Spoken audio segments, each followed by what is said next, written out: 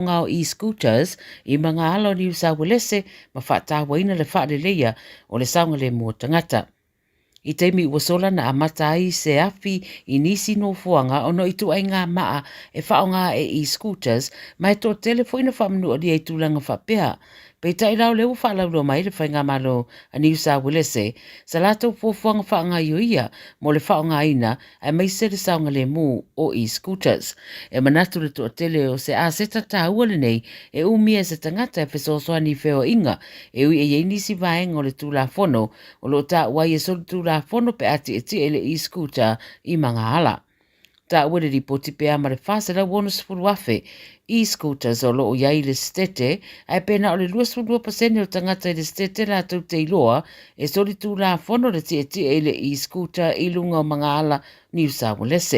Siria ma le 4% o fale e mu e mafua mai I masini e le tise e au fie ma le maa lea whaonga I le e-scooter o se suenga talua I nei wa ilo ai wa whao popo pea lea o wha I o wila wha pea I le atunu atoa. Wa tui nana sei sisi tanga I tutongi o whaia onga I New South Wales I le mai o la lato whonu tanga na whaia le astronafi le a whai mai toi titi ono spuru wafe whaia onga na o fiai. Li putia watalia e whaia onga le ofo na tuwane mai le malo e iwa pasene le si tanga o le aia I tutongi I tutono le isi tolu tau sanga. O le a au fiai ma le si tanga le supa e o te si ma le 5% ma se pei meni e awheta la o le tau o le soifuanga pe a whai e si tia le inflation I le wha te si ma le 5%. Sa no le President of New South Wales Teachers Federation, Henry Ragenda, o le whainga leo le aonga tasi fo ma le inflation ma tutongi o whaia onga. Pa opopo atu rai si itanga I tutongi o le atu ina foi I a libi mo whaia onga I mawhaina whetutu nai, flexible leave, fe whaaso ai I a ngā ruenga, I a mani whetu na inga e whaia mō mātua o loo whai ngā ruenga o ni whaia onga. Whairuan minstawa onga pru ka o le si itanga whaia onga le nei sanga o se vaenga o le paketi. Ua whaalonga ina se isi tala whaanua noa I le tau nei, mai le whaalawalawe na lipoti atu na nafi Australia I saute po South Australia, lawe vea ita avale tolu tua oio South Australia ma Victoria, I le fia le sana te nei. Umai le ola si tamatite 5 tausanga pe ona lipoti atu na nafi, pe ita I ole so ua whaamani ai ua maliu fo isi ona tūwhine, te fulu 5 tausanga lea sa tinga ina manuanga ma le whaalawalawe, ma ave nā toi le wharamai motong fitinga. O le pona ma li waile tene talavou le wharamai, a si ona tuangane na umalo na ola le no fuanga na tupai le whaalawelawe. O si ainga e mai Mount Gambier, na malanga umane le taavale o mātua mana la whana wa tōlua, le la ua mariri umata mai titoe o si urunga lii. Whai mai whamtalanga leo whafua se una taofi le taavale le ainga, ina wasosoa le taavale sa ilu mātua lātou se manu o le email, ma tupua I loa ma le whaalawelawe. Whao o wha mai senga leo ma le whaitau se lau o tangata isi ainga mawhatia I le nei whaalawelawe. O loo masano mia le awhina sa sawane se whale I sini le pōna pō le whaitua Strathfield. Whai mai leo na wataunu watu le no whanga na mū, whaelo ane ia I lato ua mai ona tapē le tangata e no whai le whale le awhi, mai na o sina vaenga o le whaatau mata sa whaaleanga ina. Whaatino ngā nuenga māsania leo I whaalawelawe whapea, whai a lato sa I ringa de mafuanga, lo wha wauru suenga I le so, ma wataru sanga ina so stasi I se dash cam, ia whaafso ta iane leo po le Crime Stoppers. Wata ua le ripoti o māsarosaro le afi, nasa sawane na amata ina se tangata. Ma le tala muli, e tasi tesi mana 2 miliona le tau I ua maua se ta maonga o le Fairvale High School, I le mata upuna o spa iai o ia ma fasitele nisi o nana vasenga, whaasa ai o ia mai le alu nungo se pasi ma whaasa wali I se paka la tāne. O se tamaititi sa whea ngai ma mawhitianga I le temi umilea na wha o ni mai le awari e to o se fururua I a te ia ai whaato a se furu whale o tausanga. O le aonga lea e le tu isi fo sini, ma le whaalawe na tupu le rua whesa furufitu. Tapu e ai nisi ni videos o le temi na wha o ni mai le to o se fururua lea isi ta aonga, ma na maua leo le video I lungo le Instagram ma whai ai lo suenga. O manuanga na afia e faisi o ngaonga, ma te lele afia nga whale mafau. O le te minei wa luas futasi tausanga o lea ta maonga, sa whao o lana mata upu le wha amsinonga, ma o tuina mai ei ma le wha unga, e maua le tamai titi le vai ngā tupe tasi tesi ma le 2 miliona, o na o afianga mai le nei wha lawe lawe. Tala nā le Radio Samoa mai Australia, i le nei awauli. O e si la fia mea e whaatino e mawhaiona e umia iso whale motu le lumanai. A whai fo i iso whale motu, o e si la fia mawhaiona whaatino ni isi o fuafuanga, e whaonga aile equity o lo whale. A wane e misia le por kalame, o le malu i whale, ia fiafi o soruru taitasi le se fulu e te aile whaa. O le a e si la fia ai au wala e mawhaiona e umia se whale motu le lumanai, ma au wala e whaonga aile equity o lo whale motu, e whaata wai se isi o whale, le por kalame o le malu i whale, ia fiafi o soruru wa yaso taitasi, se fulu e te aile whaa. Talofa Samoa, o Ateshna Ryan, o le Licensed Immigration Advisor mo le Auckland South Immigration Consultants. E visosoani mo so se tuai ngā visa e malanga mai e New Zealand po Australia. Telefoni mai nei loa i le o valu o tasio no valu wha fitulua. Po le olua tasio no valu fitulua tolu o. O le Parkinson and Bowel Skill wasilia mal se lautau sanga lana tautua i le ngau sio maafa manatu anangata. O tausa ili se maafa manatu mo se pele ia oe. Le Parkinson and Bowel Skill na amatanga o sio na maafa manatu. Mai le afe valu se lau valu ono. Vala au lole o valu se lau, fitu tolu tolu, fa tolu tolu. Be emaili le info@parkinsonbowelskill.co.nz mo nisi fa amtalanga.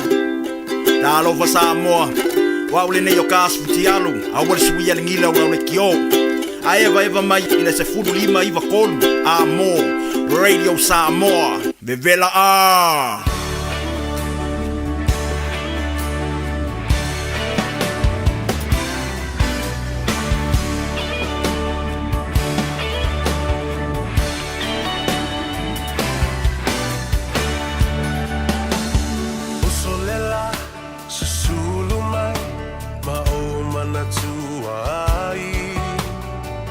Samoa, le nu'u o te nofo ai. Pe wha pe whea, na ngalo atu o i lewa ai. Samoa, o le penina, o te fia fia i ai. O solela, susulu mai, ma o manatua ai. La u Samoa, le nu'u o te nofo ai. Pe wha pe whea, na ngalo atu o i lewa ai. Samoa, o le penina, o te fia fia i ai. Hangi mai se matangi, se momoli atu ai.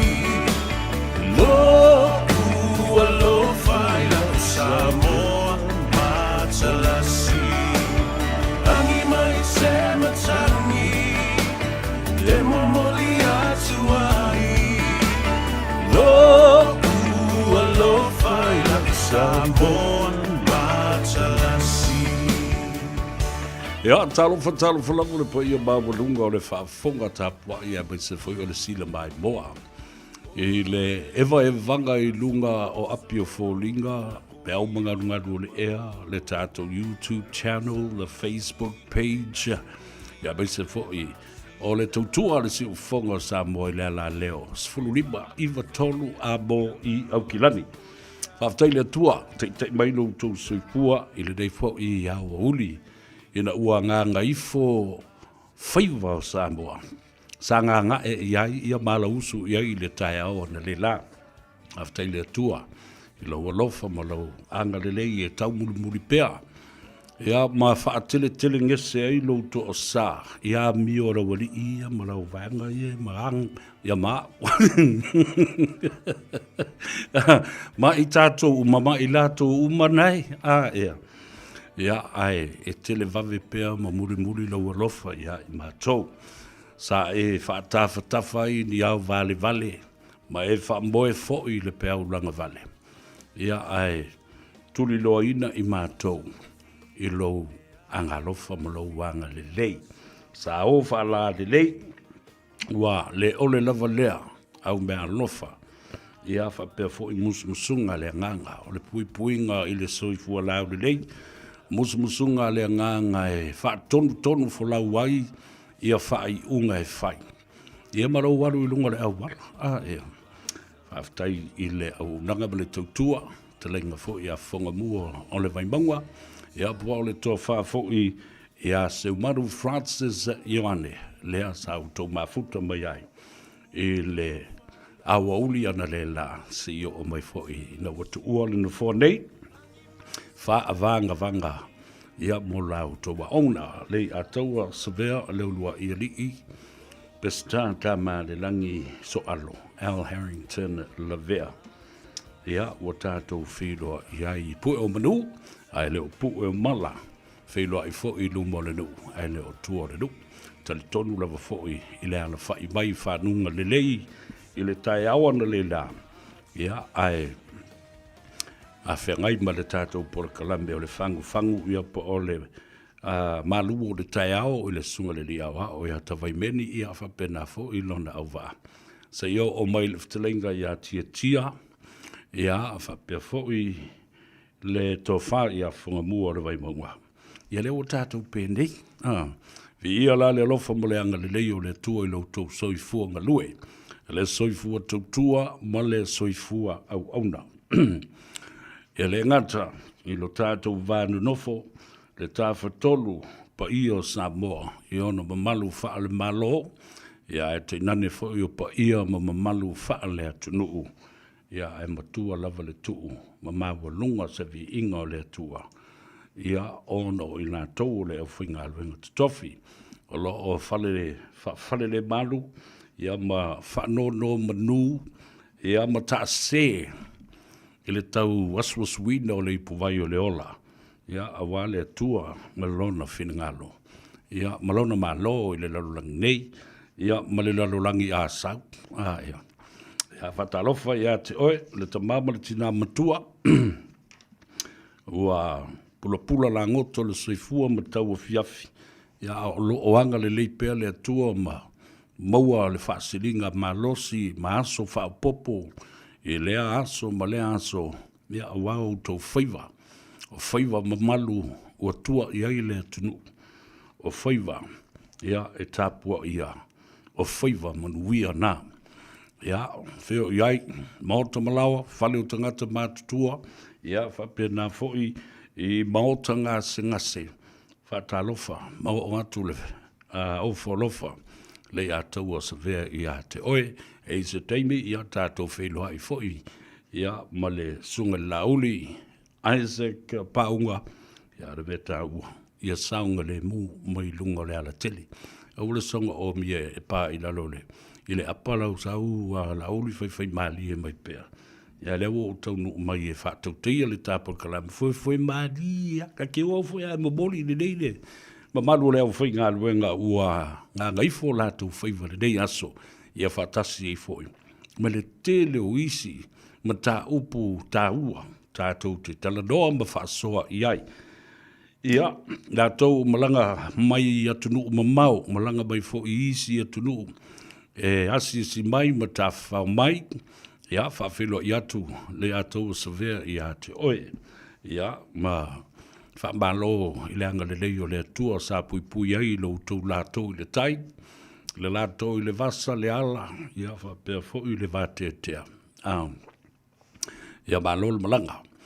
Nisi fo I lo malanga mai, ia, ono o asi singa I ainga, ia, nisi fo I lo malanga mai, sa ili matangi, ia, o vai fofo, tonga fitinga, ia o mea uma whapena. Ia a o nisi foi. Ia o lo malanga mai o le fia mafuta. I pe au wha mawai, ia matoe sauninga, o nisi sa pele. I le loto ma le anganga ma mafutanga wha le lalolangi nei. Ua wha manawa le tua. Ia ma ua wha i u fo ia lātou ngā rewenga le lalolangi nei. Ono o le malanga al maliu maleoti. Ia. O le Faiva whaito tasi o le atua e le isi e pule iai. O le mua e le fuatia. O le tau e velo e le maninoa. O le maa fo I e tongi. Pa o e le moana. o le tae le apoia. Ia o le finangalo fai tō tasi le nā o le tua. Wha matu ai ia wha meisenga, ia wha pia foi wha mawhanwhananga, ia mai se lava ina ua sa ua foi i le ala malewā. Ia le wala au pa ia le tua. I le tua a o le uso whaasa le lau, le sunga ia asiata, vau malu pio vauriko. Ia, atua li i wha meisenga, ia tu o le uso, wha mawhanwhana fo i le loto mawhatia, i uso matua whawhine, o whanau a inga woma i masani, ia mai se lava le tina o le ainga. Ia, ona o le wala au o le atua. Boi moe, i no na alofa malona mawhanwhana, o le a maua i le file mu, i se teimi tātou whiloa i fo i mawhaini tala, ia a o tū loloma, ia le wha moe moe, i le peau wha mawai i le tamā. Ia wha pena fo, i no o tulawa i le tō tele o nisi fo i o mātua o me e masari, ia a ua le ilo atu, ai o le pe o le wha mawhanawhana le nā e tas, e wha mawhanawhana i nā umai ia le tō tele, o loo o iei mawhatianga, i le teimi le nei, ia ona o le wana haupa ia le atua ia i la tau, e pele i le loto maleanganga. Ia o tātou talitotu o umana o ina i tātou, i le ata o le wha o le tanga, a le tātou te matai siri le langi. Ia ere toi au talaina le nā mata upu, o mata upu o le tala le lei. Ia wa o winai o e ma, e iai le toi tutu malisi o langa e siri atu i tu atu o le tuunga mau, ia po talatu fo i o le oti. Awai o fio ki umakanka pa o le beo le lupo o awhia.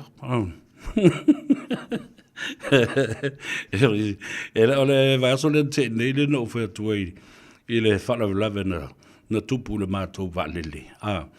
Ia ele na maua ma le teitei whono le na whea i le kaupa ua le waalele. Nga ai fwoi malesi matai sa mo le o le matai sa o fwoi.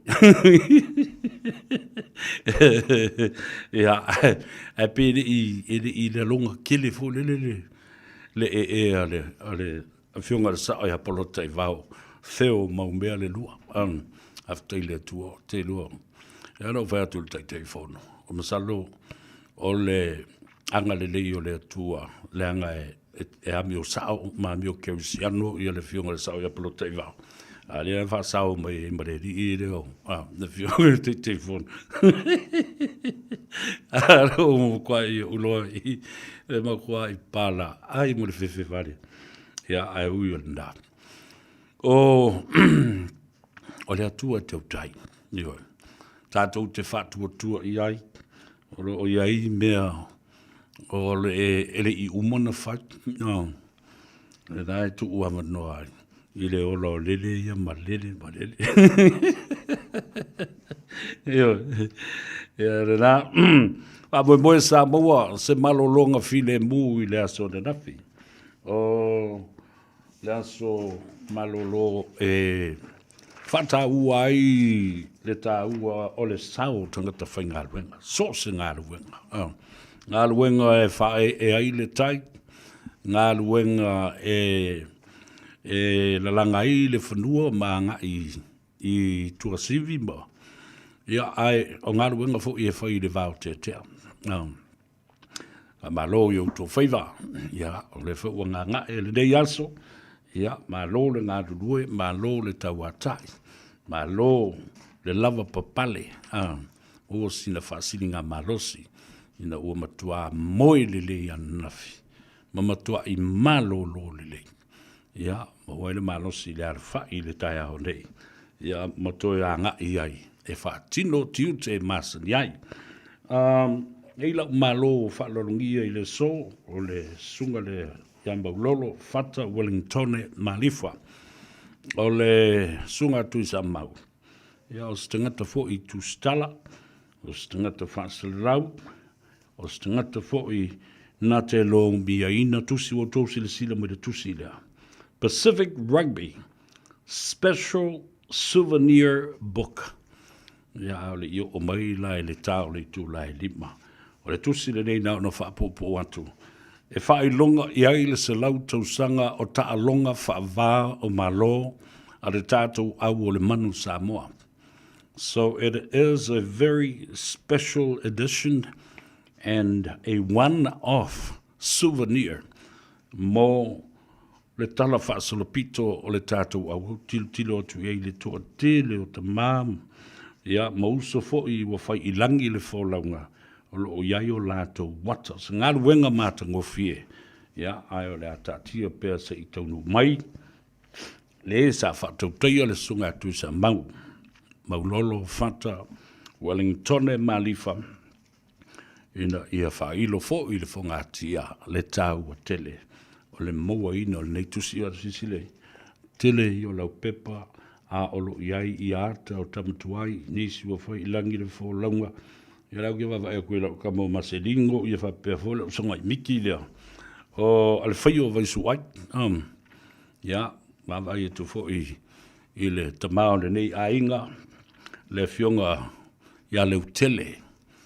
Keli si maile tuatanga loa. Ia, o le tua ale na... o le tamaitai sui whaamasino siri o lo iai nei ma le whailonga ma le whaamasinonga mawalunga sa vea fo i ma whaamasino le urua i tamaitai whaamasino o le whaamasinonga whai tu ma lo ia ni wā mata keli tuatanga loa na talatuli na nei tusi Jokum is over. Le whanotanga a malo o le taupulenga a peletania ua tāwalunga. Ma ua mai. Ua uma. O a la mō mongo le whono lea. Ioi. Lea le a tātou talatalaina a vei ia ma le ato pona pona o mea lofa. Lea sa laulau sa aina ua tō oi Faiva o tautai. Tautai umai lima sfuma leono. Aia tautai o lea tunuu. Lea na saa lo lātou ma au. Lo lātou whaatupu ma le lātou whaatamari. Mai lava i tei tai whaa lea tunuu. Ma malu whaa lea nganu. O i tu ma lo tei tas. Se iau o mai i sui whai pule. O le pāle mene. Se iau o mai i tangata lau tele.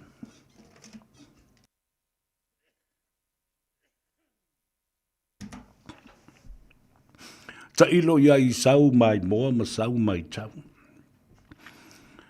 I lata ita fo i vava ai atu. Ma le tilo atu. Ma le wha longo atu. I mea sa tutupu. Mai le toi tutupu i leisi 5 le se lau tau sanga o lumanai. O le a ese fo i le tupulanga lātou te whea ngai. Ma ia talinga malo. Ma ua wavala mai ai. Ma atangi ai. O Samoa o le atunuu ua tāpena masauni. E whaatino. So o se wha moe moe. Mai i loo fo i tali tonunga. O ane futia mani wha le tonu mani mea na wha tamala i ai i le amatanga. Lea na sao le upo le fionga te mai tai pāremia.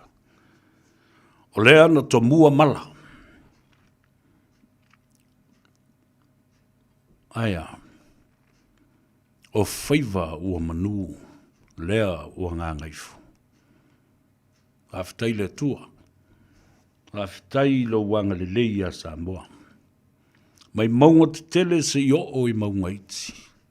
Mai o na ao se i o fo i o na iu.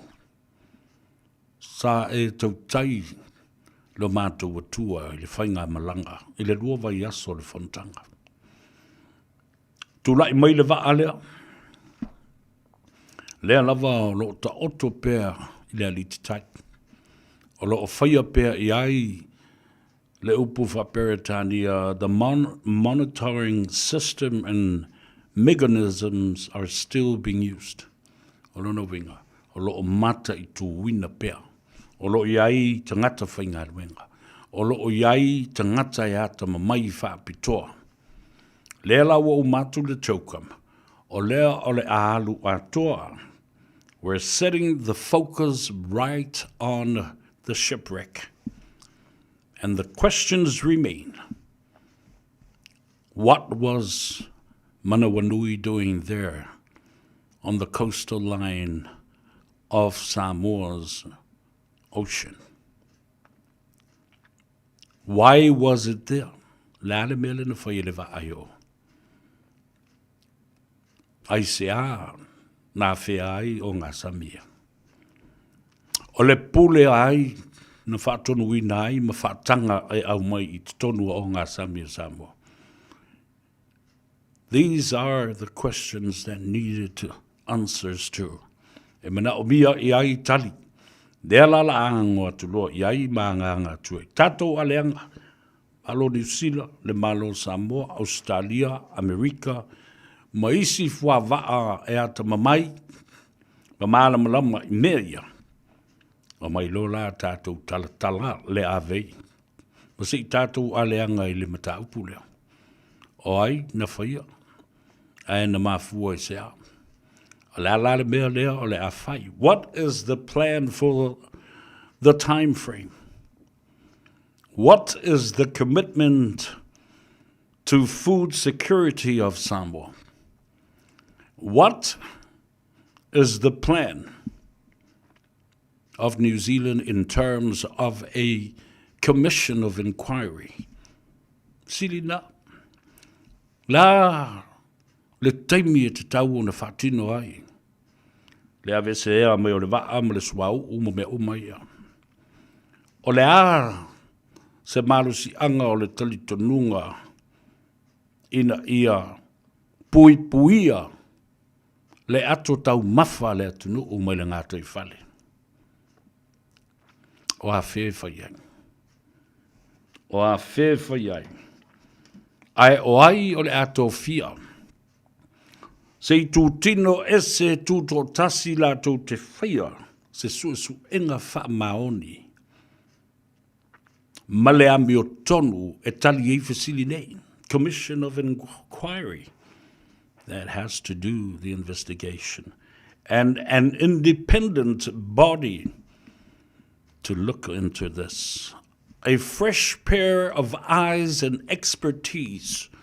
Matafo, mafofunga fo, tangata ata mamai whaapitoa. Aisea, tātou te le tali tunuina, le tupu o le whalawelawe e a New Zealand. Ai tātou toe mata, ma whaasangasanga le savili. Ai toe o mai a New Zealand ia, e su I lato. E sa, mea mi o tonu le nā. He ona tātou tilo lole I tua I wha maumaunga, pe ona o whai atu sila I wha maumaunga. Every single day, aso umatalu mai ona oto mai le whawita auli le wā. Iei tangata ata mamai o lo nonofo le ngātai whale manu umawhiu anga nei. Le ngātai whale o sātunu mawhono, muri vai, whapena foi masiumu. Tā whito ala, a ngā I whai inu usutia. Wha solo mai I vaie, wha solo mai I loto whangā. Ia. Maisi nuu tu tua oi tu matawhanga e tu sai male whawhita aurila. So Jokum is over, but the shipwreck remains. Umalis whawhita auli. Ngai te ato umalis whawhita auli. O le whanutanga lava la tau ia le Jokum, malo le taupulenga. O se whaamanuianga mo Samoa. It was an eye-opener for Samoa. It was an experience for Samoa. It was a way to prep and prepare us for other greater things to come. Just telling ngā malo lumanai. manisi mea te tele whapenei e le lalorangi e whai. A tonu o le tāpenanga lea, tātou te sāuni uni atuai e tali i mea ia. I le lumana. Whatalo whapitola vai lunga o le tātou apia fōlinga, o Maria le sina Tavae, alo le soifu manuia, a Pelenise o Sovale, ia, lato umalawa lo mafuta mai ai, ia, whapea fo i Nova ai ono, ia, mai lea. So might speak your mind and let us laugh lea tau. E sa o lele. Tau au tusi lea. Sina Leo, malo le soifu manuia. O tu umalau a mata na nga i mai lunga o le tātou api o fōringa, ma le tātou Facebook page. Don't forget, ladies and gentlemen, friends and families, press the like button and share our program to all our friends and families right across the world. Ma ta watu iei me e tupu se ukango e wha makala i tangata nei me e olo tūrai mai. E tā hua le nā. Lātou te maua i fo i le malamlama anga. Ia, wha pia fo i no lātou si le fia i mea olo tupu i Samoa, tupu i New Zealand, Australia, ia maisi atu nu o le lalulangi. Ai maisi lava le tāpenatu. 8 more days, my dear fellow Americans, toi valu lava aso, o na tātou tau nuula ia lea. Aso 5 November. Aso 5 November. O le a tātou wiloa ai le aulo i le afi. I se whai unga e whaia e tangata Amerika. Mai i lato uma wasitiseni Amerika. O ai ave i ai le lato whātuatuanga e tula i mai e avea ma peles tene fau o le malo tele. Ma le malo malosi. Nena. So lima, e fo te teimi tātou mai i a papa i fo i ai. I la u whaabalo walanga lai whaafonga o mamai i tu malo e 5 sfuma le tasi. O le tātou o tunuu, tu mua. I a whapena fo i pule ono, sa la whai le inga le taima le wa o fonti. O la u whaafitai i whaapitoa lava. O tau. O le malosi o le nu. Pulenga mamalu ali mi foi pule. O le awa luma o tinama ta maitai. O le tupulanga. O le aumanga. Le whanau tama mateine. Ai a le tāpua inga mamalu o le awhinga ruenga le tua. Tasi ia tangata. O te mana o e mo mori whaapitoa iai la o whaafitai. Au tau sinsila nei Samoa, pe tau te maitawina le mea le aoa. Sa au maitawina mea umalava e si ai le vi ingo le tua. Ma ta talalo ia le fono, ma le fono, ma le fono. Tātou se e vi inga. Ma tau tia vi ingo le tua, mai lava le whanau, ma tupulanga talavou, o lea whalapuputonga, ma lea whalaputonga, o le awhai pese lea e kalesia, ma lea e kalesia. Well done, Samoa, with the beautiful rendition and singing of the hymns of our Lord Jesus Christ, and praising him. The voices, the piano, the organ, the synthesizer, the conductors, o le vaenga o le usu, o le ato, o le malu, ma le tenor, le ai se mea na whale tonu. Se i o fo i na ualangi, le tanga vai o le fua o le malotu to tasi o Samoa. Ta whiwhi, pei o ta whaalongo atu fo i le. Pei e mole atu lo ta manawa. Lale wingo le nātala. Pi se nganga na sauru fia ai oe ma ese le lalolangi na lifi ma sii ma tuu iai ia ua ia la o whalongo le aso le na. Awale me monia na o mafau ia nganga ma mauli o tātou mātua wa tātia i tia sā. Wa tā oto ma mo ini aoro tai aolea na pupula o mai tangata. E te lei lo atu se vangada o e o mata whaleanga. E lagi o maka whaleanga. A o fatu fatunga na o mafau whaunga o rea tai ao. Pei o te vai atu o no nofo e longa. Pei ni angetu. Ua ala mai i tu ngā mau.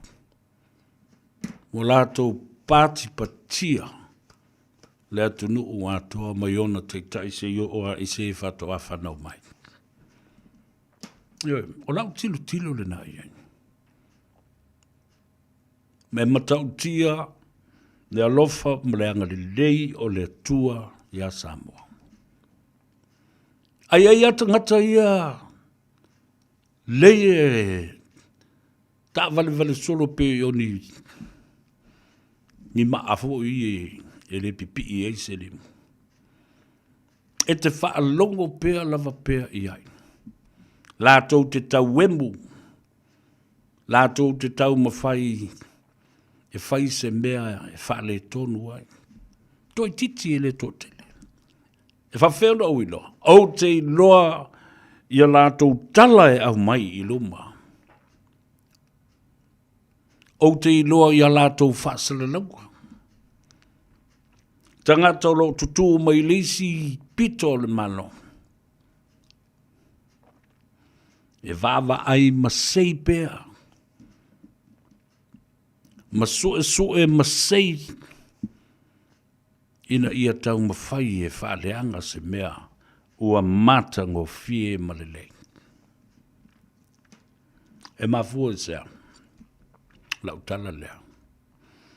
E te iloa le leile ese senga o mea ia na tulai mai. E leo lea matanga.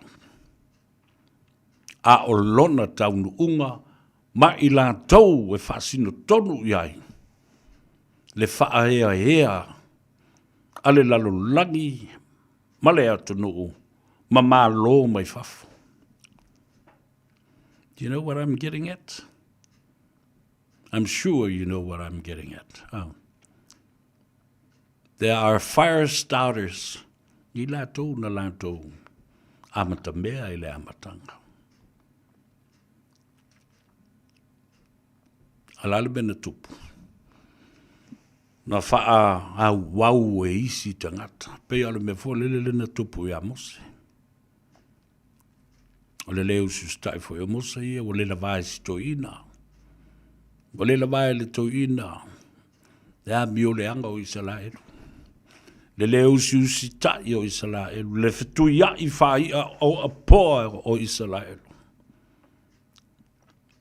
Te le mea. Sa alofa fo i le tua ya mose. A o tilo fo i le nā teitai. Whaale anganga. O matua le lava mose i mea le anga i Israelu e whai. Tingale le lei, ma le tau mawhai o mose. E le tau nuu. E le nuu o kanana, ma le nuu o le whalwhalanga. Whapena umala o tilo le teimilea. A o whaatino mai. Ia talanoanga o le whono ma mea whapena. Sa iaia i lātou e whaasaletua. Ma tau mawhai pea. E tau le pua ma lafo. E le tātou te tai o le malo. Aisea, ona o le ua o iaso o le fontanga. Sila mi o le lalolangi ma le tātou o tenu. Ai lātou te le nofo ia ma no nofo. E no foa e whaasino tonu iei ma malu o le tenu. ai maise te tai o le malo Samoa. La tātou tāna ia tātou whasisilanga ia. Ka mara pese lea e whaamanuia tuai i ate oe. I le taunu mai o le sunga e ala auli. Mare ko loki loa o lau kād o lea o toi luas furu minute o na tālia o le ulai lipa. Alol ngā lua Samoa, whaawau ka tātou fo i mai.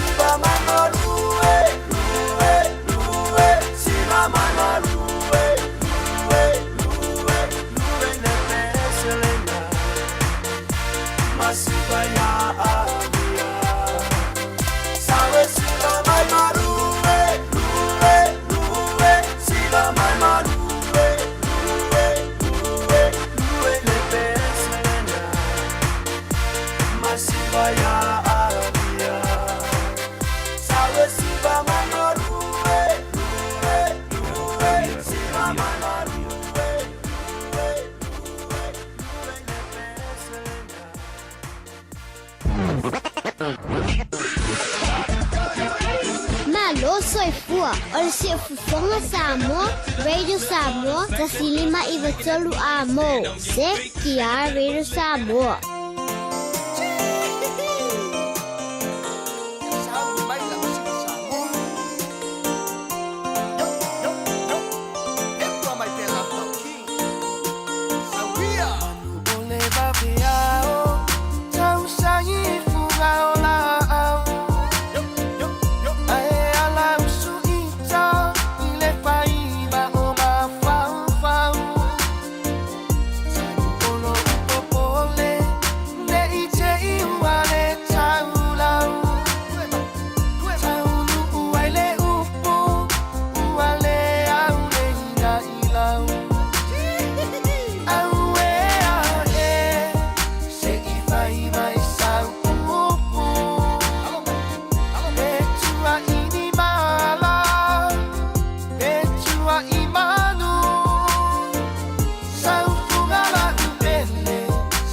masina ipuai malu se inuane ai sama ole nu Simba makingi samo Ia fiae ile teine betua inia O pusata fai male au angelu ilunga Ai kokone no kulocho ona o sau tupua inana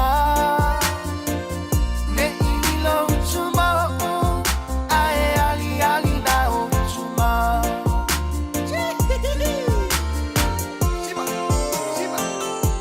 Simba makingi Samoa Yo Ayuli may kama Samoa Souvenir nga olo uanga nga ialiu ele ole meivasa se iyo ua chucha te tala Ia pa aue ole tai tai au se iyo lele atuailu nga o au ele anga sunga watuai mai ole manu au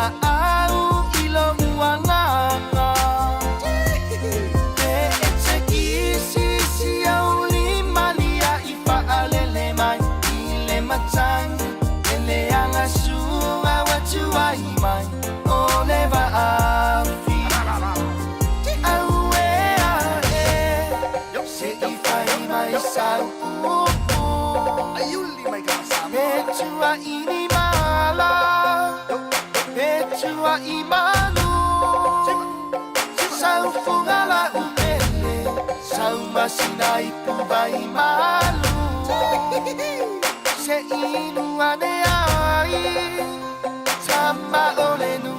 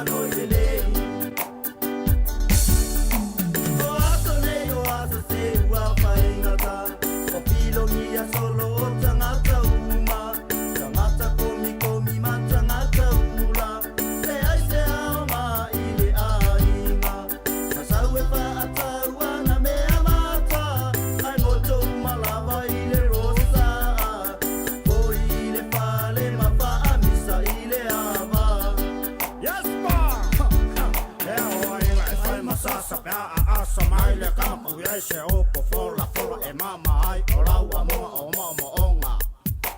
Kalo Faiva so songa. E ngawa mo e nga pero pese ka nga kawanga ule paka eo a inga e fai masasa pe a asa mai le kama kuia se opo fola e mama ai o laua moa o moa onga. Kalo Faiva so songa.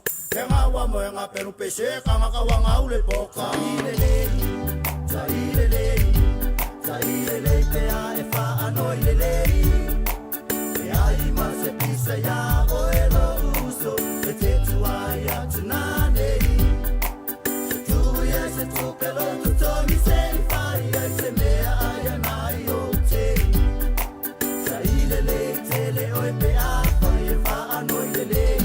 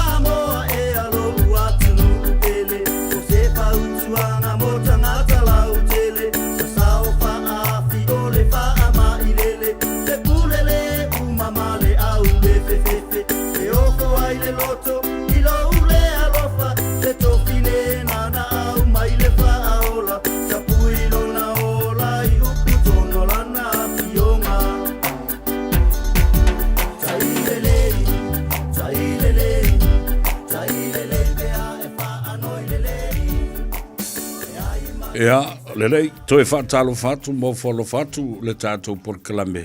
Te vai whalau screen na whamulmole, e nda ua ngā Gagaifo Faiva fo i o le tātou tunuu, ia mga luenga sau tau whi tātunga iai, o le ua toi ono minute o na tāle o le tu lai lima. A o tātou tala noa pēr ma whaasoa i le tūlanga o le usu ngā whono lea ma le tātou tali ngā malo lea na whaia nei i Samoa. E ese fo i le mai moa, ese le mātamata, a le utu stala, ese fo i le mai moa, a tangata lau tele o lea tunu, i le nātou si sila le iai, i mea sa wha sala lau ina. Ia, mo se tala maria la, ia na mai wa wale la oferto nei e me le lei e fo me fa le lei ai ia te u lava la toia e matua i sili atu na tele me ta ua ona le lei ele mai mo ma le fa longo nei lo o mea ele o ta ua tele ile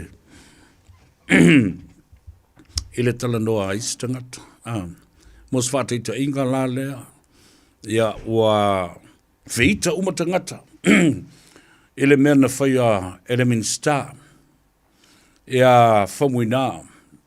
Lea tinu Wayne. Fong. Ma le lato tilo whapea. O le mawhawhau. Ma le mingao. Le tango pue le lato selfie. Ma le tupu malana masiofu. Ale ala whea la utala ia te uto. Se tu uia. Tu uia. E le toi mawani a vanoa whapea. E toi tupu oini mea whapea ilo tātou atanu. Se i siaki whaala tā screen lea whapul mo lea la auli. Lango le iei le antivirus le iei lunga. I le pito lea. Nana. Ai... Ele toi maua se avanoa e toi whaatino ai ia le mea lea. E toi sawa sisi a si singa. A le tupu ma pipi i atu i tangata. Ma tango ngofi mai i ai tangata. Ua pai mai i ai tangata. Io, o le ala le nā, le aleo no whai atu. Tau te mali lia ia. E le ia sa mea leanga ale whamuina. Ma le whionga le minister na whaia. Ioi, le ai se mea tasi. O la lava. Na tūlele. Po e le lātou wata. ia ai loko leanga i fua isi au pua ai.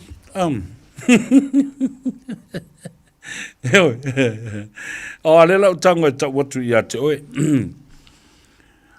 O le tupu o salesa, o le tupu le nā o i tātou umalava. Ma loro tau pulenga. Ai, i lona faa loalo. Ma avea ai, o se te ngata ua atangia lona faa loalo ma lona lofa i ona te ngata. Ua matuai papai atu. Ua whaata lofa, ua fusi atu, ua atu i ai whawhine ma whea kisi ai ma whaapa oa lato kisi i le ala whau o le tupu. O isi tina, ua mumusu e wha mamulu ia le limo le tupu. O ia te au lato ia. Tā whailau talanalo o ata ma o ata e le au loto le anga i e talanoa neima. Ma lato whaaleanga ia le asia singa le tupu. Ia o le teine mo ta, ma le tō tele o i la tōlu nā sa i o i le vai.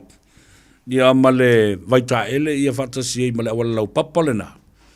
Le asa o iai i le teimi na fausia ai. Ia. E leo se tala e vane ai.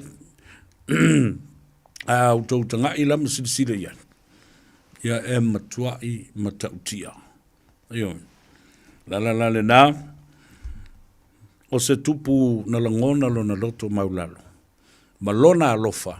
Ma papa i atu i ona tangata. Awa o ia. O ia. O le tupu lea. O le tupu o malo umo le tau pulenga au fiai ma tato. Ale ua whaaleanga mea le mafu fau lea. Kei ngoi soiko ke loko leanga ma ave se tala. This is our time. This is the only time that we kind of doing things that we can get away from it because o mea na whai o i Peletania. E wale vanga loka kangaka. The king and the queen knew exactly. And they had to bring themselves from the highest pedestal down to the grassroots level, the foundation of the people. And these are the people that needed to touch them the most. Loto vai ile launga King Salesa na foi o si ai matua malingi le leia i alo i matau o Queen Camilla. Fai mai le tala ale tupu o Salesa le tolu. Au te mo'o ma le wha moe ina ia umi lo uola. Te ia o toi fo'i mai ai i Samoa ma le Pasifika o te asiasi mai ai. And you could see from the cameras, Queen Camilla actually shed some tears. Why? She was so happy. Lona nganga whaftai i le wawa ai. I tāpe nanga o le aso e oi na matua i timu. Pa timunga ma le mamafa ma le malosi o timunga.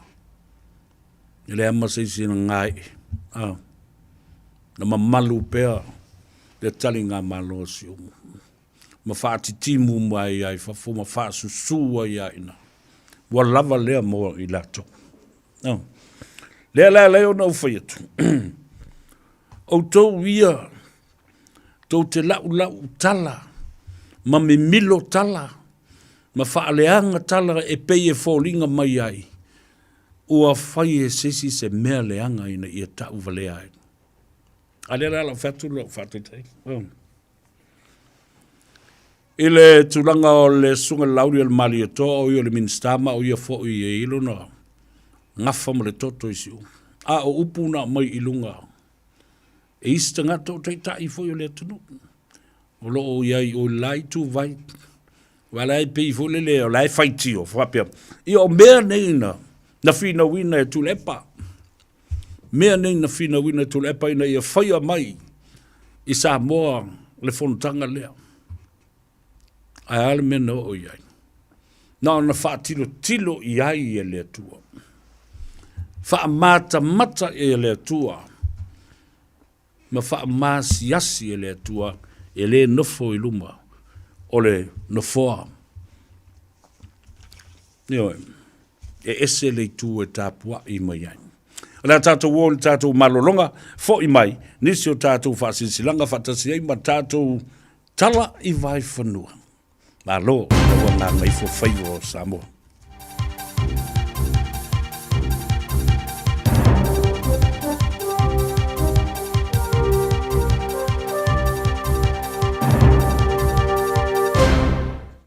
Malolo soifua talo fulava se whapoponga o tala mai atunu e mamau ma le Pasifika a le Radio Samoa. E momo atu I se tala mai Israelu, e lua tu la fono wa pasia Israelu wa whaasaile ofisa malo au whatasi mo tangata surufai Palestina, le UN Palestinian Refugee Agency po le UNRWA, mai le toi whaanga yo ia o niana au unanga Israelu, mai isi vaenga o lo no foia ma whaatontonu Israelu. O nisi atunu e peo a Amerika, le UK masiamani wa whailoola topo polenga tele I le nei ngā yoinga. Whai mai Amerika le ofisa lea e tāua tele na matafa yoi I le tuputupa ino fasoswani mō tangata I to tono a Gaza. E tō tele tangata o le whai tū lea wha moe moe I fasoswani mai le ofisa, ai o lo tua ia Israelu o lo iaiso o tanga le ofisa lea ma le Hamas, mai manatu Israelu o niso I lato e iai lea ofisa na au fia I loswa ingo Israelu lea sofito o ke topa lua afe lua tolu. Whai mailo lato sui komisina fo I lea o le ofisa lea o Philip Lazzarini o lea whai unga wa whaia o le a tiri wha mawhati ai nei tangata Palestina. Mai saina, e whaisito tele leo na nga iane se sauninga whamanatu le Halloween I Shanghai I le whamanatuina o stasi fo I o aso tāua le atunu. Peta e manatu nisi o se tau mawhainga sa iri whaatasinga te tele whaalawa I tele ma le saorotonga e whaaleo ai langona. O whamatala e mōri mau le BBC no la tō waia leo o whata apetangata na anga I atu I lea wha moe moe I la tau sa iei mga ala o Shanghai ma wai lunga fo I le social media nisi o ata I le temina pue ai leo nisi. E leo whaise whamtalanga leo saina na mata upu ma e ui e leise whaaringa lo ia o whaasa ai le whamanatuina o le Halloween e iei nisi whamtalanga salatua sa nginga I le amatanga le masina ma e fōringa o lo oa ngai I le mata upuna lipoti ai le ulangia I la tau sa iai I lea whaatasinga o le malo o saina mana whainga whaavae. Na vaia leo o whaata ape se whaatasinga I le taulanga o Shanghai I le whaai ungo rewa yaso ma ua mori mautangata ua matua I to tele leo ua vaia I no whanga e masani o na whaia ia la tau whaatasinga e le iai se talia leo I le mata upule nei. Mai initia, wa toe au fia fo I leitu I mātua intia ma leitu I se sae o Pakistan I se asu tele au lumana iei le whamanatuina le Diwali a le atunu o se festival a tangata Hindu e whamanatu I mea whapapai tau tangata itasi mai mātele ina le lei ia le ea e mana vaina.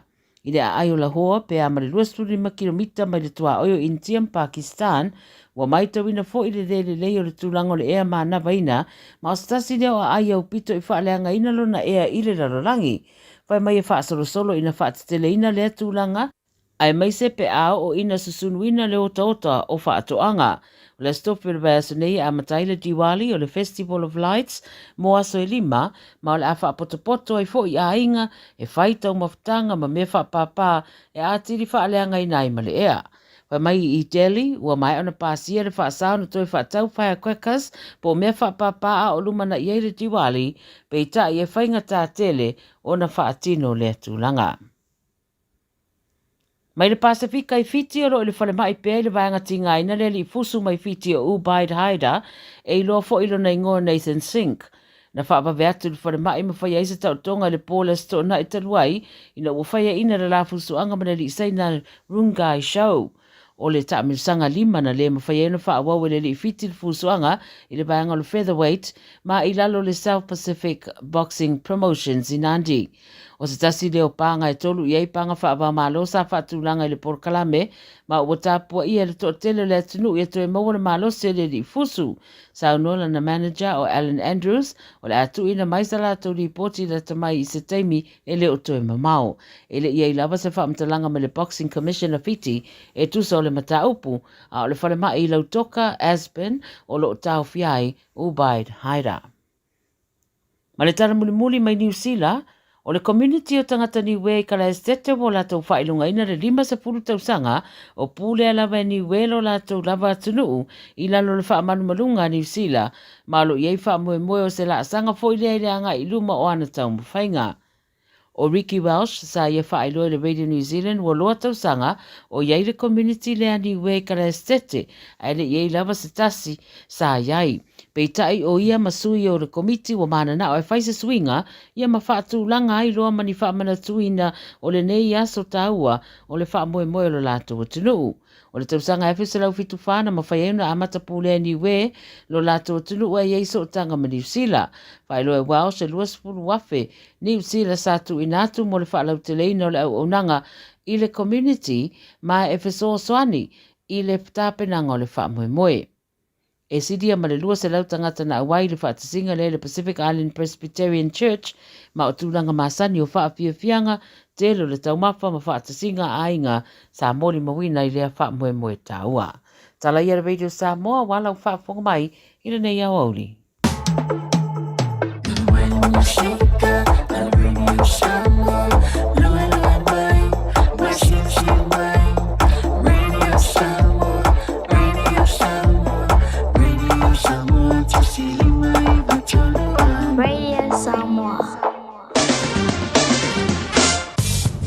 Talo le tau mo le so ma le aso atai ao.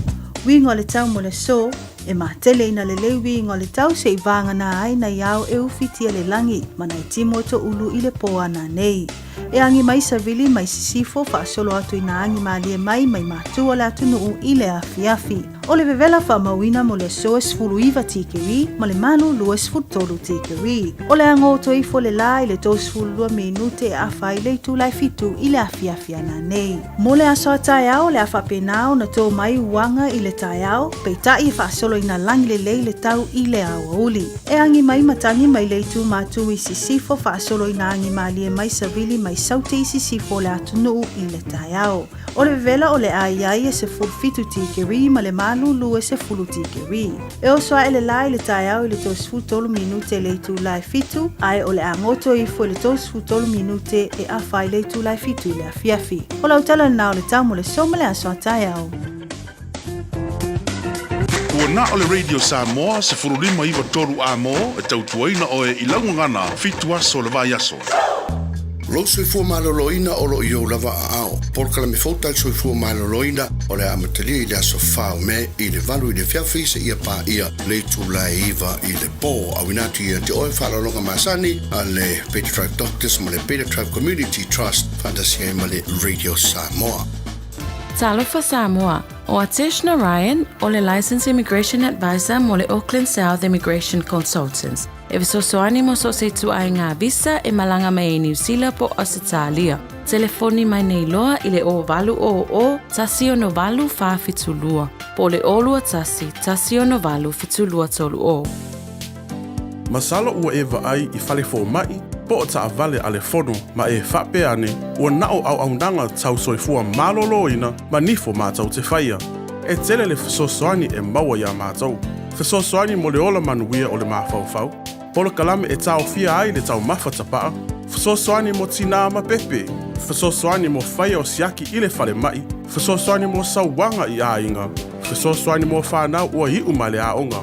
Mo nisi whamatalanga, tanga i ane i lupenga ta whailangi www.thefono.org. Pe vala au le o valu selau, fono for you. O valu selau, tolu ono whaavalu. Ua na o le Radio Samoa se furulima iwa toru a mo e tautuaina o e ilangu ngana fitu aso le vai aso. Ua mawhai o le au rātu. Ia, e toi whaatalofa mwhawhelua i atu ia mawholofa atu fo ili pa ia maulunga ma le whaafunga tāpua ia le atunu. Ia, e mai se fo lau sila mai mua. I le tātou polo kalame o le ngā Gagaifo Faiva o le atunu ina ua mai.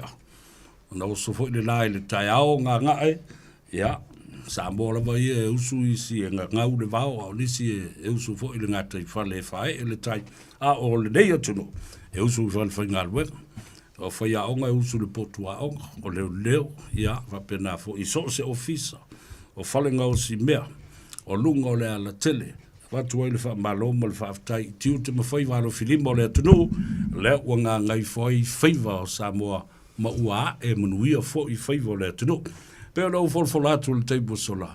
E ai se vaenga o le tātou por kalame nei. Ia o na ma whenua I lea. Ia ma se tasi foi vai atu o na mamalu ma taulangi. Se wo mamae pe o se uso I a te au le tele o tausanga o mawai. Ia o iai lea onga, le taalonga o le lakapi, le first 15 o le Colisio Samoa, a o le au tele foi po o le senior A skopa. O e na o tawina. Mo mai lalo e whaile au, mo mai e whaile au lea. O te whiwhia le whai lo atu, ia, ma whaatalofa atu fōi I lau sunga tui sa mau.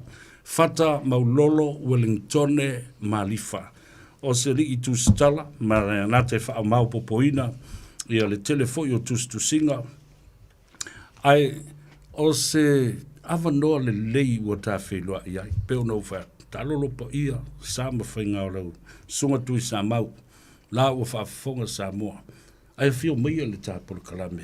Ua tele na wā aso tā tele I toi whelua. Ia, whaafutai, soifua mruia I lau whio, lau sunga tui sa mau. Ia, whawhelua I ma talofa I lau whionga le atau al tawa. Ia, pa ia wale, pa ia maulunga la altai le whalimo. Alo, sa papa mal matua vai e mes foi le falmanono ia langa tele u tu lange mes foi le fal aing sa malau le tu na moi malai ia pe na sa no ola u tau muli ia o ia masam finga ia o ola o le langa feita o la sumo le alo mari toma e fa felo e toi ma fa talo fa tu le ngang fa lolo ia e le mfefon fa ti le ngang o le fa ti le mo le nei ava no fa auro ia wa fe nei se finangalo lo fionga mes fo le ala leo ma le tio le tatu tunu ia fa talo fa tu pa il tatu tunu e se lavo ia le u finga lu pa ia le tu o lo fa fa le malu lava wa se fa no manu wa sa mo ma on tanga tanu le nei ma ngo lo langi ia besele tu ai na yo la tu ai ya walta le tu ta mama tina lo tu ile mul panga ya ma feule le mul la ma popol fala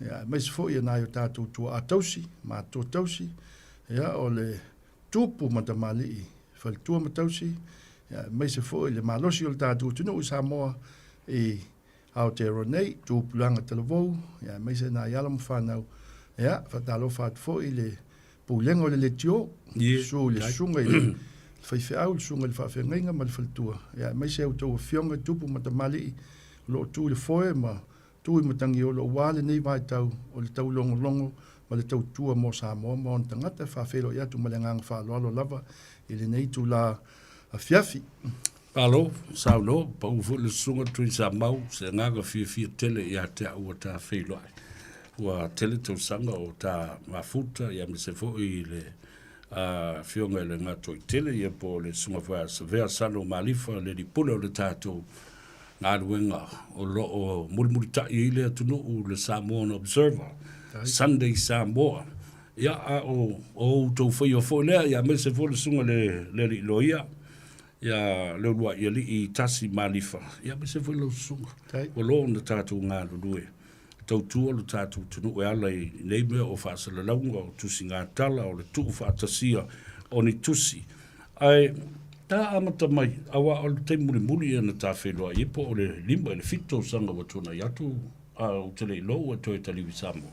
Io e moni saunonga vane le fonga la falafo le I po se vai tau le lua afis fulwalu, sfuluiva. Ia, na tā whenua I muri ai.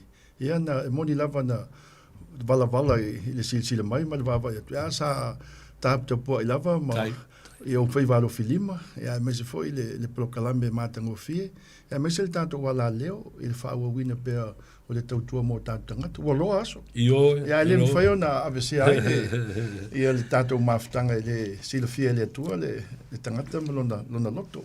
Bondi ia, nisi fo i o le tato tupulanga ma loutou tupulanga mātutua. Ia, ua whai I langi le wholonga. Nisi sa tato militino fantasi ono le tautua ina le au le kapia le aonga le ngata le au le first 15. Ia, o veo sa kapiteni. Nā tato se mai le. Ipe o mātou ia la hiti na se ia tu o le first 15 e wha ato. Le au pe o le o nei o sunga keneti sio. O stamo o i o semi e pati. Ia, ma stamo o lauto wha pinko. Ia, wapea fo I le uso ia vui tupe Ioane. Ia, o tō tele o whailangi le whaulau. Ia, moni. E ao lava na silfia tātou tunu. O le, vai tau tonu lewa e sao no iai, le atau e po lau sunga le seiuli. Maua e fo I le taimi. Ia la. Ai mai se lau sunga e le selu watu, lau fionga. Ia ma le sunga ma kin lo au, le minsta, le li I faipule. Ia ua ta ua le sunga tupe, ia o lau tofa. E maua e le taimi ia o e pati fo ia. E whapito au ngafa sa utala I lau fionga. Ona, le ngata I lau tala vau le taimi le. Ai na se ia tua I le tato first 15 fo le ia mataulia fo ia e te talo lo le first 15 po Samoa po Peltania po Falangi po fea pe ia wa talo le man Samoa ia wa o la tu o tu langa le ia wa faanganga mo au le o lo tu la ia tu la le temi le ele mfana ngalo e wa sa e mafaiona e talo I le sfultolu e mafaiona e talo le sfullua e mfaiona e talo I tu le sfullima ai mfaiona e talo le sfultasi ma le sfulfa pe o ele mfaiona ngalo la vaenga ia lau fionga le atou langa e au aina si fia foi pe tatu tun ele ai na vatu o le first 15 ia matu o e tu lang foi le fa pa tala tanga te fa pe o le se senga o tama po tama matua mo tamiti o lo tou pale atu lunga le el scopa le vai tau le na mawa e a le swinga atoa ele tu lang foi le o le fatinonga o le talo ia mali tu tau el na vai tau o le mawhai ona mata I tue e lato matua na e le taimi. Le whanga solo atu ma introduce atu I a alo ma whanau talvo sa le first 15 o laia o onga. A lewa vatu I lunga vatu e lato te tauina le tau e asto na e mamotaa o pia o vaiala o whangalii o mangiangi e se o sale I moa o malua e pe o le tuna e le mwhena whangaloina le atau. La lira ai o se taimi o tātou o ranga I le mwhena whangaloina. Ia me se mamana tua I pēr le nāwhale sa moa mole anga nuu e mo tasi uma I ai. Ia mo le tālonga sa pele I o tātou loto. Ia whai langi ia le wholonga fo ia le uso e whalwha ia o tu nganga o stama asora ne moia fiu talo whai. Ia e pe vane le saunonga le valupena le saunonga whafonga le tātutu. Ia o la fo tā pena te malanga mai o maua tala I le malai vale le ia ua wala au fo le tua I le fionga ia tā ele sunga sapio o sapio ia o stasi fo ia o se polo e whaasingo le tau lan fang fo ima sa longo mai ia I le la fo ia nga ia le matua ma le ainga ia e talo whai ia ai ono le ta longo e pele tele ia o talo to e misele tunu le whaafonga mai. Sa o whaitau atoa lava e tasile I tūlana o whaitau atoa I lava le tusi Pacific Rugby o se tusi whaapitoa e mawhai o na teu e whaamanatu waile se lautau sanga Samoa. Se lautau sanga o taalonga whaavao malo o le au ai o le manu Samoa. Na whawhiana, na e le tō whai lau fionga e tā pena se tusi ma tuu whaatasia whaapea le se lautau sanga ua walewa se sila nei. O mātou le se lautau sanga o avele. Vai tau foi le se lautau sanga o motaa. A pia, o motaa la lela a whai le tau sanga lea. Wa se manu o te savali uma I savali. O skopa, marisi, o motaa, vai ala, motatu.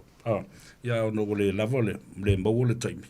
le ala lana. Ai, si sao no, pa usunga mtapula. Whawhitei tele, whate patasia i tua fo ela u sao noanga, il tasiva walu.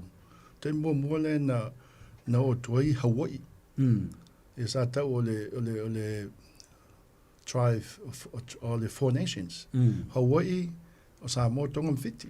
Ia, o le te mua le na malanga tuai Hawaii, i le pia park. O le te muli fo i lea. Sao no mai le o Aleni, o Lauli Alan Gray. I le nā vai tau o le titi to alus fulu mo tupu tau sanga o ngadue le Samoa Observer. Sao no mai.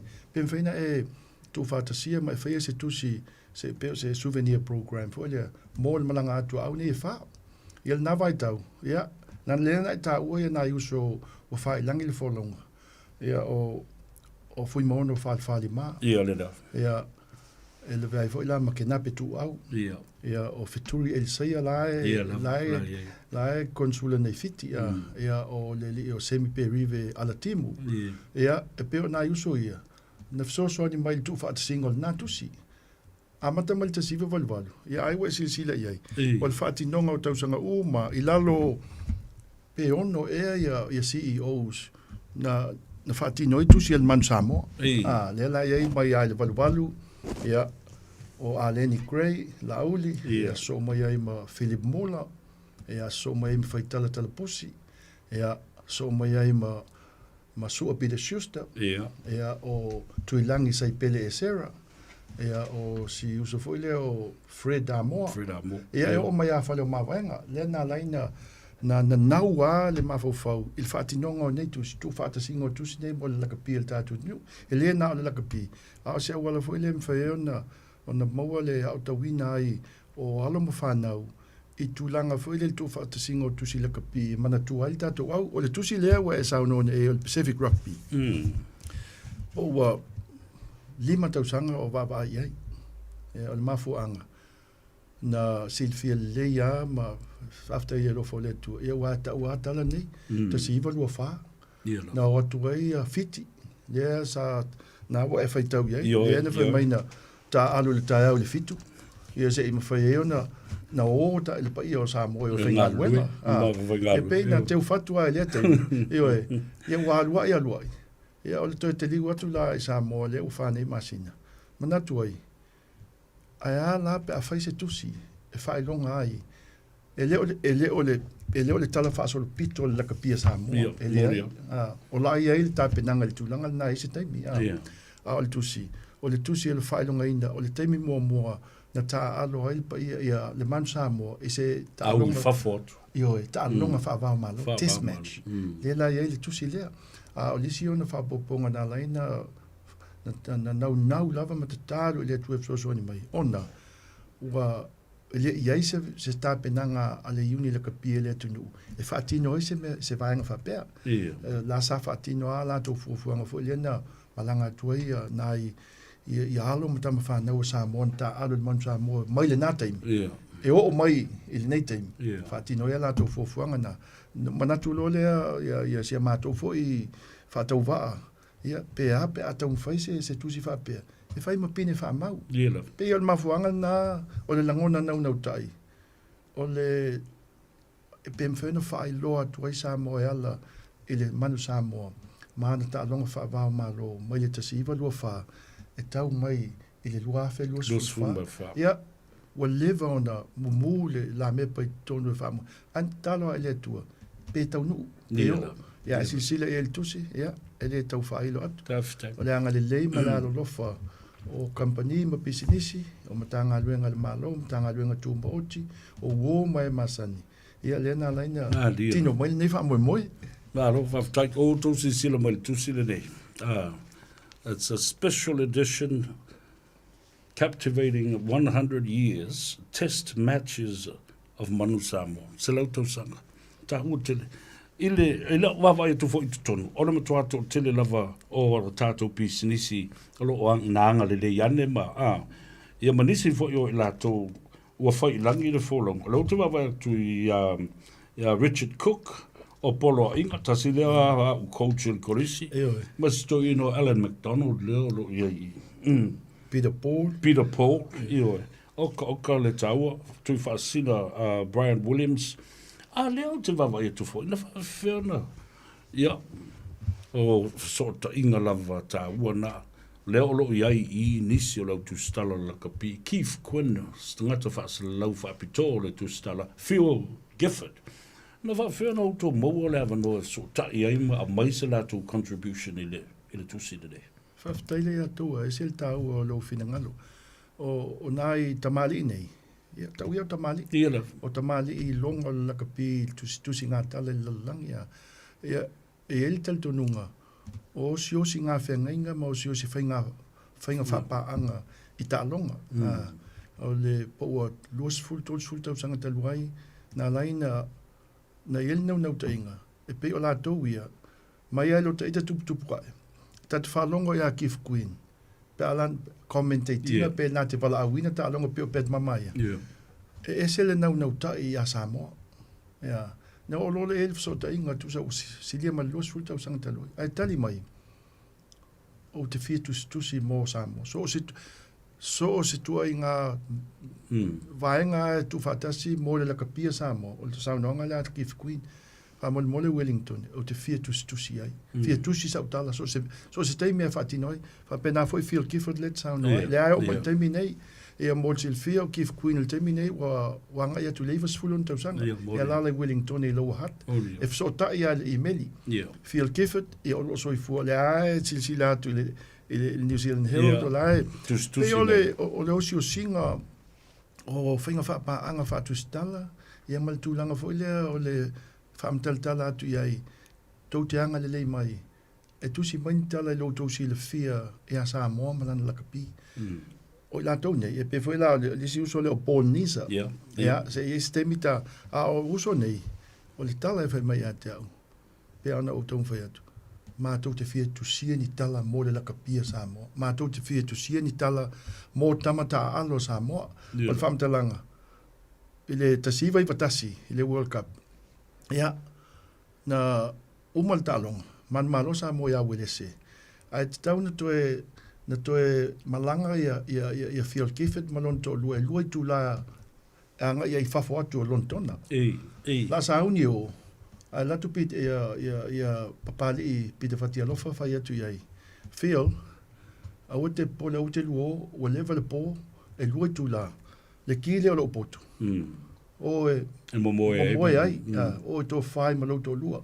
Ai whai atu lo iai Phil Gifford. A wha wheo e. A we moe lungo le folo. Io e. Ai sao no mai ia si uso fo ia pali tele.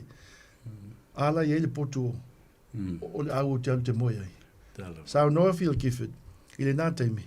E le me whai a Kerry Witten, le kapiteni a Lord Blacks, I nā teimi posisi. Nā watu se kio se potu. Pe o la mona nā o nai uso, o nai nei tamali o le tunu. Ai sila fo iai, tango e analyze ma matai tuina la tu whasisilanga ma la tu whasilanga. E se le pele o la kapia Samoa I loto tangata ma to ina rewa I have time spent with them. Keith Quinn, ia whapena foi a Phil Gifford, ai maisa vo le teimi na tu ma lo le sunga le pari. Ia, Samoa lewa no e sota I ima talanoa fo I o latu langona. A olo fo la I so se tama Samoa e ta alo. E matua I lo ume to ina inside and out o profiles o tangata umane I le ise me whatamara. Tasi le tutaua ua e sauno iai le atau whafonga tātou tunu. O latu tusi, e fia mana o latu e tala pipi mai ale amatanga. Oi, se o Al Harrington Lavea na soifua mai e sau e tupunga mai I sa fotu I sa la fai ia alale mo ta o ngal kulisi o Samoa leo sau le folaunga sau le o mai ne fa penale la ngona le e mana o tell that is like a storytelling for yeah pe fa penale na tu ngon mena fi ai la tu ia mal tu langa fo le pe ona sau no sau le sau no la tu lango la ka pia Samoa ia ai man tu na tu sanga o full mon tu sanga te luai le na la tu fa ta se fa mai Keith Quinn e le o lava le so soania New Zealand la ka pi ia Samoa ai se te le sao Samoa ia New Zealand la ka pi e o te ta wai la sao no ai e o fo I le fa leo ina o ingo tatu tamata alo Ma o le teimi fo le na suia i e kon kalate o la kapia o New Zealand ma fia i matatu tama. Rugby contracts and availability and also eligibility. Na tu si fo i nei tamali i mawhase ha i la kapi o tātou o i lātou o so mbatu o Samoa ma le Pasifika. A ese ale mele lātou te whaia i tātou. Tā ua ia, ese le whaftai, ia ona o lau whionga o tangata alo, vāne au pa ia mau tū taulangi. O le wha leo ina o swafa mai ngoa. O lisi lea o ngā tutonunga le mū o mawhauwhaunga o tūstala nei. O wha, ia, ai pet whauwhaunga, leo wa ngai nei na malamalama le tūstala ma lau whaasalau Australia, ile le tio ma le TV, mai le tasiva fitsfulu valsfulu ivasfulu ja et whaafonga ei whaaleonga a ione o whakuea lau New Zealand o ione ia whaumuina ia whatu o whaumuina ia o ia taupau o taupau sei o le tūlanga le mo e sauno iei le o ngā tonunga le mūna whaasalalonga mtustu singa nai tamali nei Talo whai i le uwawa ai atu i nai tamali ia me se po ia le fionga le i le tui whaasina. Le ato lea tāua tere i le o mawhau.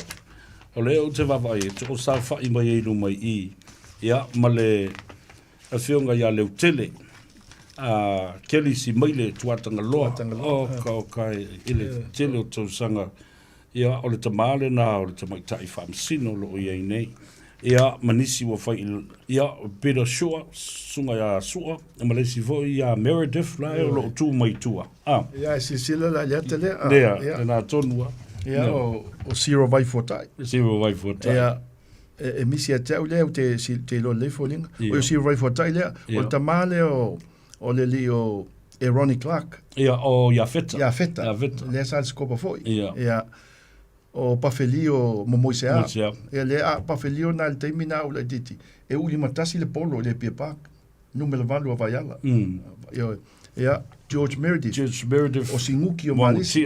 Ia Sinuti. Ia whaso solo tuela ia Pili tu au. O kiu foi le tonga le. Ia Pito tonga. Ia o Toi Tu Palamo. Ia Pito Schuster. Ia misi a taule Satini e pati. Ia misi lea patio ia na faso solo tuela ia lo pati tia ia sai malu filfili le sa propria pia ia a saula lumba io peli patu esa first five ia Vaiala ia cordon patu le sa alfa ia o le tamosione palamo ia Alec McDonald ia keli tuata lau idol le temio e talo wa lo tulanga le cent ia le avasa ia male te lo peta mantua Matthews sa o nile ayuni we sa la ia tani lu ngalva talo fai ia malino le sa wingi amalis ia se si la le ata te mata te manatua ia o lot na nau ta ingal na ina wata vai ia te nei ma le sa ilinga na tau fai ai ma fai fo na nga wa mai na nei ta mali New Zealand so swani mai wa vai tu yata e black and white ai pe mo fonga le o tiero taloto ia e le tano vai o lo iai ia le toi ina mata tia le nga puea pili push le lo pili push por amela fa popo si ia fa popo fa tamao sunga frot ia talia mo ia frot oi talo fa vite tele mo nei tu la le o umana fa la wi lo halo ia le tu si po ia se fuanga talo fo inai wala uria mo mai tato patipatia le lei tau mo whainga tāua. Ia, o lei tu tāua o whaftai le lo fo le tua. O mai al nei whamoe mo lei sisi na manatu e mwhaina whaina nei whainga. O le lo fo le tua mlo nanga lei e le ngata i le fsoswani mai le sile fia. Ia o leu al tulanga fo le wha malosi au mai mtulanga wha pena e le ese manatu e whaise wha lau loa. Na le paulava na taunu ulo i Samoa le tusi ia na fai le si whainga lotu i vaivase. E si o mātou ainga fo i vaivase. Ia fai si whainga lotu ma whaftaia e le tua le nei wha moe o tau lau o taunu.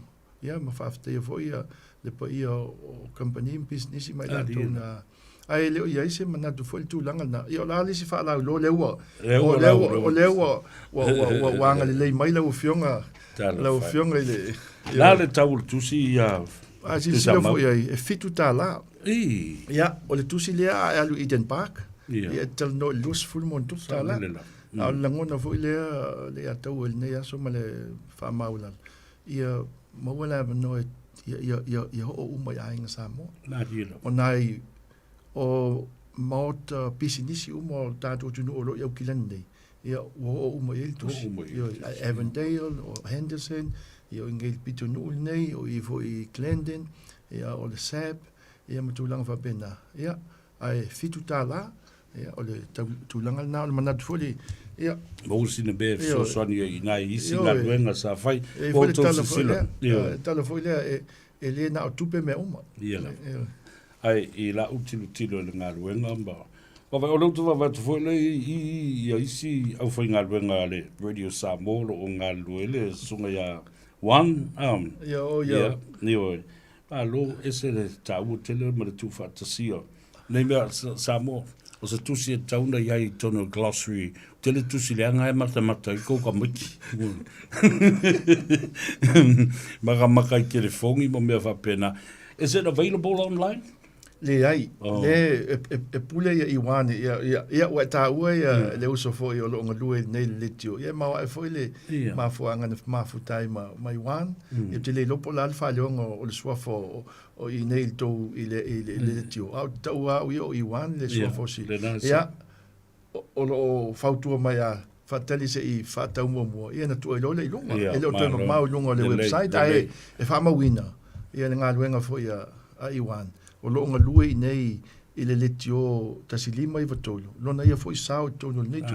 Wa ia tu fa atasia, tu langa fo le faino le layout. Ia mana fa ia le fa ton tunuina ma le design o graphic design. Ma lo fa tai le fa fo ma le tatu tunu. Mana o so tu le available. Ia ma vandoa i le porkalame saveo le Gagaifo o Faiva. Ia ma le tano ava e te mawaile sa o wai te tau na iei se tus e tele nu uia e wawa ia tu nei. O le tā pena ngā ia la tau se lau tau sa la le me o le koinga whai se kako kusia skopa. O e nā te tū i matangi o lou o sio uso o le ala le puli o lo teitai fono teitai fono ia wa la e fa longo mai la le puli la fionga le atou o te tau na fai ta ua le na ai fa fitai fo o to le fisidi i le uni la kapi i se tupe ta pena i awa ai fa ko la fo e fe ngai le tatou uni la kapi ma ona fo i fa fita uli a mese la vale tu la mo tupe io ia ua e tā ua na vaenga, ia ua e bea an whai atu nei atusi, ina ua le mawhai o na, ina ua o mauti noa e le o iei se tā penanga al tātou laka pi Samoa, ua bea lo ingona la ue nei, ia o nau loa, le la, o la whatau nu ala al whaingon tusil nei, o na ele iei se tā penanga al tātou inu laka pi, ai mo le taimi nei, io e tā te talo lava i le tua, ina ia malama se tai au la fin ngalo le tu e se le pele ata i tole la kapia le tatu tunu na mo wala va no tala no ai matui fa sina Brian Williams tai mina malanga tu o e pe na si le ile ya o le no ta inga fo na si fo ta mali e fe ngal tu fa sina e fia na tu va ya tu fa fo la kapia le tunu fo le tu langa le to ia matua mau popo ia matau fai fetu leni mai tato o mai lango ia pe o nai vaenga nai ia mole anga i luma ia me se foi le te leo nei fa manuianga e na foi si fata usanga mole World Cup o fetonu anga ia mai mana o mia foi la so soani ila to tama fa nau sa ia te tonu ile sa ilinga wa le pose lilo na wa silfia ia wa avano nei le no fo le CEO ia fa pena fo le financial controller ia tu lang fa pena ia po oi se tama fa nau sa mo e anga pa ia mo le fa mo langa i luma la ka pia tatu tu no ia e te le ata la e tati fia faia fo le ai ona tati alo fo ile au le tu no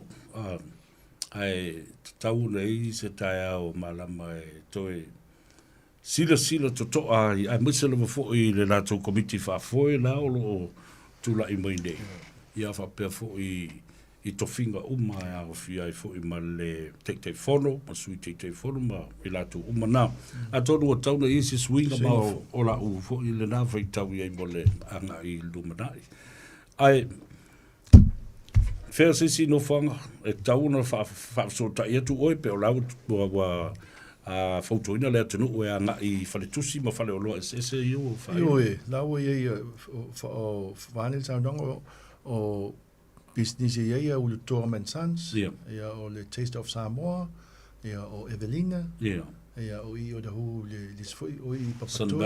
Ia o e, lau e uma, ia o le Marketi Samoa. Marketi Samoa. A e lo tel tonunga. Le wa sa no. O la ufionga lista ngata le la silene le mai se pusa tusi. Ia na e le foi pe e sona sao I lautano ava mal plokalang. Ia mo langa I lumo foi e fa la lumo foi tawaia. O alo mo fa na wisi. Ia. O se metau. O te foi ese mai malisi office o abatu ele tusi. Ai ta mo mai tene mai tonu sa fa mai fa mole. O lo tamale lona fale la tutu o Peter Paul le. Ia. Lona fale la tutu o Otto Nelson. Oh. I. Sei ese le. O le li ia le na. Talo fai mai mau pe na fai ona to blow like titi le ata le ma fa tele ia nga wa o mo le taimi le o tu fa ta si ai. But the content that is in here, Samoa, o te whai atu, o se tusi le lei o le amana tue, e le ai ase si o Samoa, e le iso no so tanga ma sono api I tanga I tangata uma I o lo I te tono o le tusi lea. Have a look again. Ia iso tusi, mna o bia lau tusi, ia na saula I le me lau fita la la ta o tu le tau o le telefoni, o lua tasi, lua iwa wha, fitu iwa, lua fitu. I lau sila I le tari ngā mālo le no whainei. A tonu o tā se ese mele tusi lea wau tal tonu ele ei ase si ele mana o se. Ai lau ta ngā I ma lau sila ele tari ngā mālo le neina iai.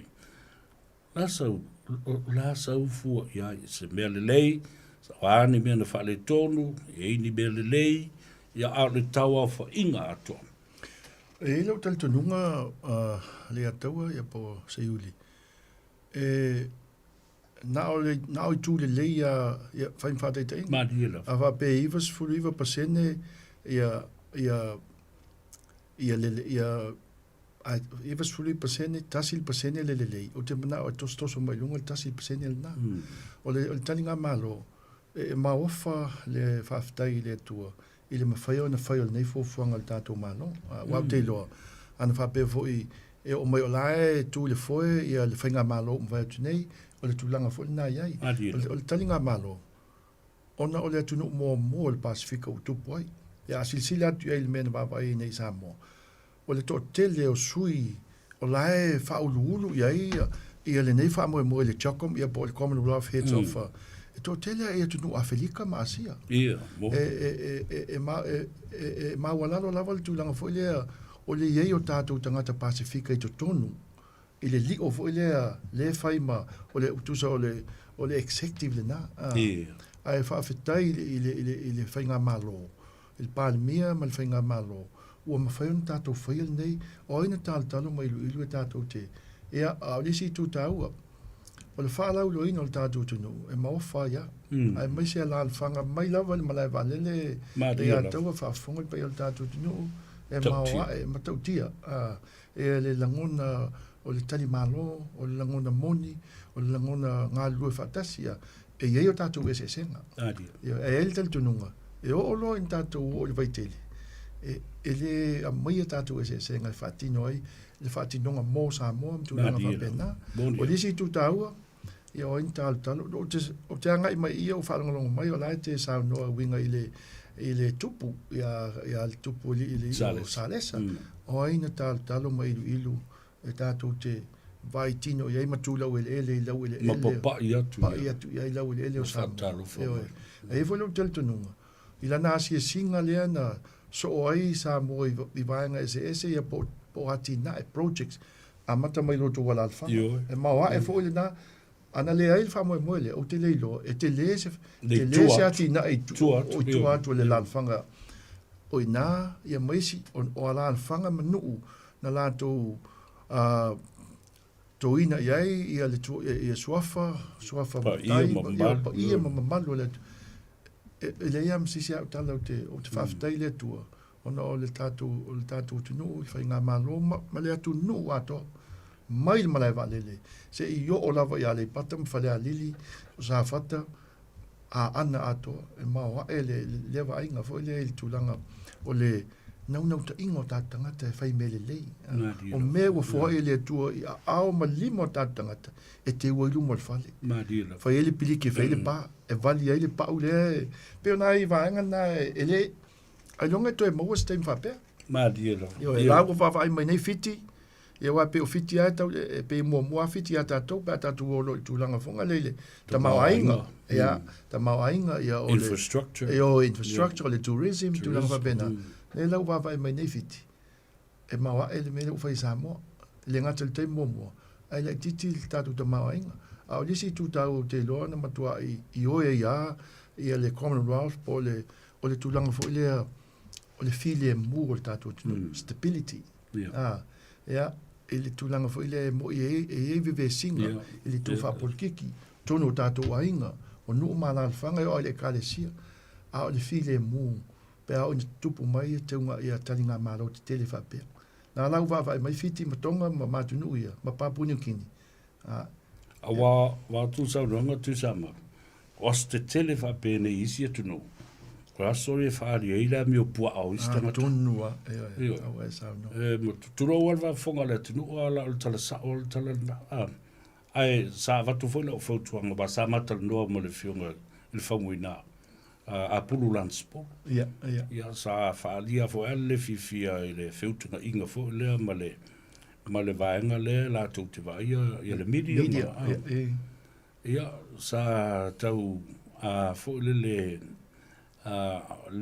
leilo ma fo ia ono lo mana tu fa pe ai wala tu le amana ia I tato ia ai o le fo tuanga sa fa lava ma tu tala no ma tato fo I tangat tato ono sai a tonu ai se tai ai na ua fa ma tu ma lo te fono va pe la fa le media center o le a ngai umba ia o tato tu stala ia ma fa pe na fo ona share ma disseminate le information ia a tonu le tali tonu na me tau ia le wa sa no tonu al tu langa le il tato media ia po la fa sa lau televise newspaper le tio o se a o nga telefone le mo tanto le va ia il tu langa fo le nga wenga le tau te fia ile pitola au el tanga te ia ai me se al tu langa fo le loto te tele e tu la ima fesili le o se fia I loa fesili fia malama wa amama o tala na e tusi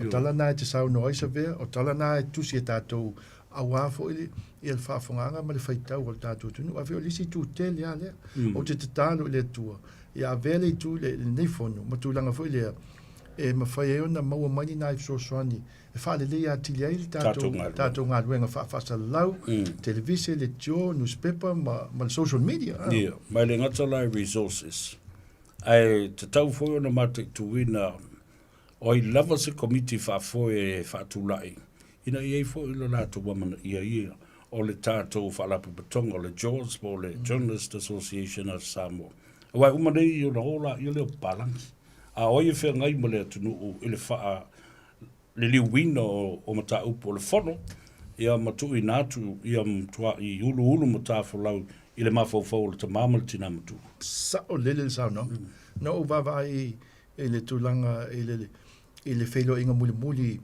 a le lau a le choko ia ma lau tu stala ma lau whaasa lau tulanga whapena e le tai te una lava sei tu la stasi le lau e sa no tonu tulanga le o te au waifo I lo finangalo se ava noa la e ma whaiana so lau pule ma le maftanga lau tu stala chores a se sui fo I iei to tonu committee e o la e whapea tu o a umala o a uma ia tulanga ia ma ma o ani ma vaenga na fai, o ani ngā ruenga tu mai, pe whaafeo na whaatino, o ai e whaia, o a whea mai ai, o le alisi ma mau e toi ma oini whelio inga. O inala, tauna malama lei, ta mamali tina, la e lala mai sa vai, la e lala mai tua, tūlanga whapena. Ina ia, toi sau lisi foi i vaenga whapea, lisi ang matu pulanga. Ala au whape, o le ai la. Na ta otol whawai. Tonu lava. Ia, ta ua tele malisi mea ta ua. O le tali ngā malo lea, o le atunu o ato. E o mai e mātutua se e o a i tapai te wasa o Samoa la tamai nei. Au te alua tua e o nofo tō ina moro mātua i ta whaala. Ma ini ele vau, ma pae le mele. Pae fo le o maama. A o tamai ti o lo toso le la i ti, toso me o fu a fo le whata amilo. Au no vrofo le, e halua le ta vale mo mafofau, talo whai. Tali ngā malo, ale atu nuu ato e le ai sesi, e le i whaia sona sao. Ewe, moni le sao noanga, o lisi tu te le lava na maitawina, o le langona fia, fetu leni mai o tātu tangata i pisinisi, o tupe maua na maua e lato pisinisi, e o le tūlanga foi lea, o le ia masitasi foi le fia nofu fai, o le maketi, o vaenga uma sa whatau ai tātou o loa, o me tau lima, o tāu mafa, tūlanga ese. Na vaia le langona foi le nau tai o nei tātou tangata. E whaali atu i o tātou winga tali malo, a o lisi tu tāua. Na matua ma o whailo o mawhau maningang whalol. O le vai mai o i lātou nei le malanga atu. I le te leo tāleni la ia. O le vangeina, o le tānoa, o le la au, o le spuni la au, ma le tele o isi vaenga SS, o le tātou tū malanga nu, ia si sila iai, o matua i sila lalulangi atoa, i tū maanga Samoa. E le ai a se pito nu o le whai ai se afa. E le ngatel nā, whaafianga, tau mafa, ia o le whaatinonga o le ava, whaatinonga matai, o lisi tū tāua, na matua i loa, na whaapupu ul whaatinonga o mea. A ua maua le aunga. Aunga ato. E lei tuli ta mo e ina. Ai sa na oto mai o vaenga ta ua pei lau le nofo lea le wha e ina o papa o le tui tau mesina. Tui tau mesina, Sa ua launga to whae ono wha perita ni alo. Wha matala atoa le ano fale o le suafa. Ia ma le tū ma le anga laso nei tapa ma le ipu. Uma le atu. Ai, o lisi mea sa sili ona tāua o tāta talanoa ma whaasoa e whaafongafonga le atunu I le tāua tele awa o I la tau na ngausia mea tau lima nei o ili. Lope mo se lima se lau ni ili. O sili atu. Io, e pole sili atu fo. O ula fala. Lono winga na ao umamai ula fala wa e mu isi ula fala e la ena isi ula fala. Awa ele mwhai isi tangata e tō tasi le whai na nanga le o lono winga lana manuia uma tofu la ufai ula fala ia ma se vaenga o le sao o le whaataunga al malo mo I la tūle. Io e. Ia e vai ei, o le fono le na aile o atu a tātou. Ia sa whaatino I Rwanda. E 8 miliona le a whau tangata. A le teimi tonu le ataua se iuli ma le whaafonga tātou tunu. Teimi tonu le o lo pepesi le tele o wha le tonu si atu. E le ngata I wha mai. A le tūlanga fo I le tangata vale ina o tangata. E le oposi nāti si ai le la o te ia tangata mai Afrika. E o tu. E le ai se vaenga le Samoa. Le tūlanga fo I le whapea o se le ai se mea ai. Le ai se tau mafa. O nai o tātou tangata le no foi tafo o fale o loa ma tu mai lima I se tupe mana. Ta te ilo leia o nai alo mo whanau e po nai ta mama tina nei. E o mai ai ngau lai ia au pe o fiala tu mai au ia tu isi si spenim tu lang whapea. E le maua e le tai na whaatu saina I Rwanda. Tu langa na iai I le teimi na whai ai. E o lisi atu langa na o whalangalongo atu. E maofa, o le mata upule na o le genocide. Ona iai e lua e tele ia tu ainga tangata SPO. O Tutsi mo isi bean, ia isi tu ainga tangata. Tribes. Ia tribes. Ia o le alala le na mela le o whai. Ia o le 8 miliona whaatu tusa ile na o le lua se lau wafi. O fia I matamaiti a Samoa. aina tilo iai. Ile o melo tono ai. Sa tau fai te talo le atunu. Ma o se whaamrianga whaapitoa fo i lea mo Samoa. Toa fi mare. O mai rore ka koe misa. Tu sai o atu le fono. Tau nu atu ia usu ngā fono. Wa leva na sa huni le atunu. O talia uma tangata le tala ne o sa no le ofisio leo. E tapuni le Beach Road atoa mo aso ia. Ele o sa uma. O talia e tangata. O le tala noa ina e bisinisi, wala tu talia. E tau nu atu la usu ngā fono. O leva ta pena si ta. Ole se vete na inga plasa mea fa pena. We have to go with the flow. Malisi mea. Le ripotia leo. Le ai ma se whaalave lave na ripotia pe po aina na oso male atoa lea, po aina fasia seisi pe se tulang lea ma se mea. E wai peo isi vāne le sauno. E peo isi vānga na sa tatu mafo fau iei. Tulang fau le pocket pickers. O la tau le wai. E sao lau sauno. Te lei whaalongo whaatasi i le li poti, i au fo i tala alau tu stala le sa u le api tau i le leti o. Lei ma se tūlanga fo o whaalongo i tūlanga wha pena. O inu au rest, au au whelua i o nā. Pena ini misa te tere na tupu. Oka, na paua le whalu lave o nai. Tumait fole le mātu tu malo i asau. O le sina le ve le tanga palolo ma maliwa. Ia le si o le lana whangutanga, ia po o tei e se. Ia a o meu whalau lave anda la tau ia whalau lave o le whatamala o le tangata ia po le ai o se mea o e whalau ngai o si se whare mai po o le versta vale ioi ono ni winga fo le taupu lea po me whapena wa me le tau fo tau lang ia le e o mai loka miki o le mangwha o i mo kaam wa iala o a pia e ingu solo a ma wheo ai ma funga leitonga Bane ma se vai atu le fa me no tu tau lang. No fa longo mai o sa no tu lang fo le na pu e fa muina le lato wata. Ia.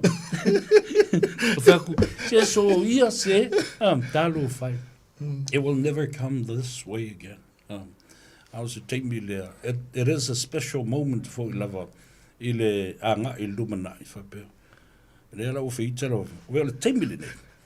O te tonu o le tupu lea ma o lunga whapene. O ia foi o le tupu o tātou o malanga o tātou a tumotu o le Pasifika ma le taupurenga. Se teimi mo mole o tau si le fiai. Sau wale tupu mai lunga. Malana masiof. O mai a levo le limo tangata i lalo. O lo o whaia le tautua i tangata fo leo le taupurenga. Ua walatou wha mau o laloina o lātou loto ese mai o lātou tūlanga whale tangata i le lalulangi nei. Ina ia mawhai una pai atu, ma whaatalofa atu, ma opo mai le tamaititi. Grassroot level. Yeah. It will never happen again. Na o va anel sa no le valu pein el sa no. O vai atu i le online ina o sa foi tu langi ferit tu langi ia ma wa tu wa sa mai foi tupu. Al wai wa na tango filet tu foi le fue tu lunga lon tau au o manatu e tai pe ia le mele o le tulanga foi le selfie. You and I, we all knew the protocol me fa pe ele tau mateina yo ele o se no foanga foi ese me fa pe va ia le protocol ai o ava no va pene ia ese foi le langona le va ia tu o tu ala pu malhata ia mulmuliane ia o le vaenga na la tu e tele noi ai fa pela o lango ta o tangata tu stalasinia how to treat this piece of story. It's a human beautiful story. It can be a front page story. Either we like it or not.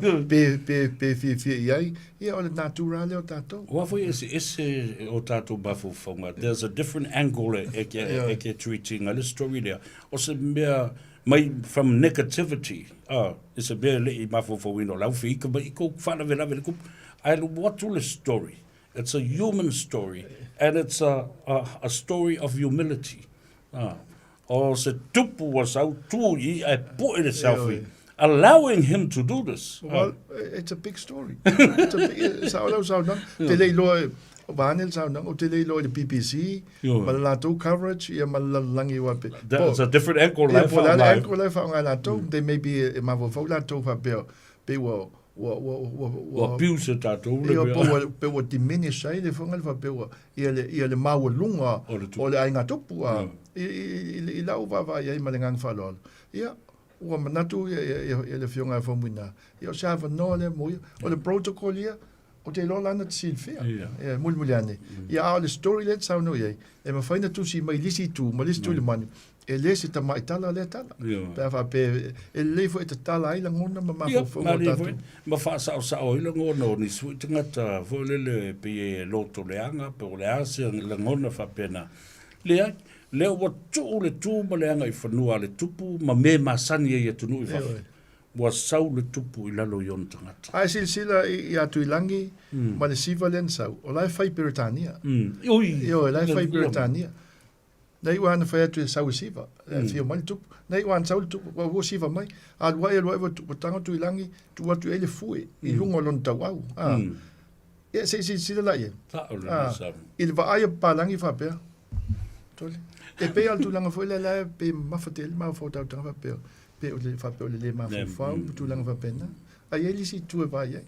Le te tau o le constructive criticism. Absolutely. Absolutely. Tu sa mau fafti tele lava mo le taimi wa tata le noa ma pe o le tata fa so le fale Samoa fo le mana yo tata uso ia o sale tu nganga a sora ala timu KF lau foi fiau ia mai foi kenape tu au ia talo fai ia o le anga le tua o lo o pui foi lo soi fua fe lave te fe talo lo ia a foi o Faiva o lo o fita I tunga ia fa pena foi lo tangata ai Samoa lau mai mo mai o le nei maftanga tausanga a leo maia o le lava mate ngā lulu e whaatasi pēr I nei tau tua o le tua whaatasi o ni tala whaamaunga ia ma tūlanga whapena e longa pui ali I ai o lo tau pa ia ma lo tau malu I tu e fia lau langi ai la fotuia sau whaamrianga fo I mo le atunu o ma le tāpolo kalambele nei aso a oanis fufuanga o le la umi pēr nei pe o le ia se ta pena na I fofuanga ia le to ta o le fa pe to te liwai ia sau no ia tau lunga le tāpolo kalambele after tele ia lau fionga le atua whankal to o finau I lau fionga le fa la ing sa malau anga oe na moi malai ia le tu fa after tele mo la no ele au mo na ia no fa penei e fa after tuai ia wa lo fo ia so ele mo se feilo inga ai fa after le afia no le finangalo tai le ala leo ia fa after le pulenga ia mai se la wo fionga lo tu le foi le nei vai tau e pe ana tom foi atu e po ala fala ma tap to poi mai ma talo mai ia mo le luenga fa salau fa tu stala I tatu no after tele Samoa le talia foi o le talanoanga I lo mota ma lo lawa I atero nei ia po fe lava le mai pano le lalolangi o lo alala ma papa oi ia vai lava le ona ia o tau foi ia mo ni fa manuanga ia mes foi le anga I lumo le tatu tunu I so se mahenga after foi le fa fonga mai ia fa manuia tele le tua pa ia lau fa inga luenga le tua lo la to fa no manu ia wa ia le tala le leia le tua ia mes foi tapo inga malu na yo tatu tamama tina ma tua to i te o tatu a inga nu mala fanga mes e kale sia mes e tupu matamali ia o fal tua matausi ia o lava le malosi o tatu nu fa ftai mo le fa manuia tele le tua tatu nu ia sanga tu mo pele alo fo le tua ia wale ai tau malele ai ma le alala ai le nei tunu ia wa se manuia o tatu tangata anga le fo le tua le ufionga ia mai se le ala leo el tasilima I vatolu a mo le tio tatu tunu e mita ai tunu mau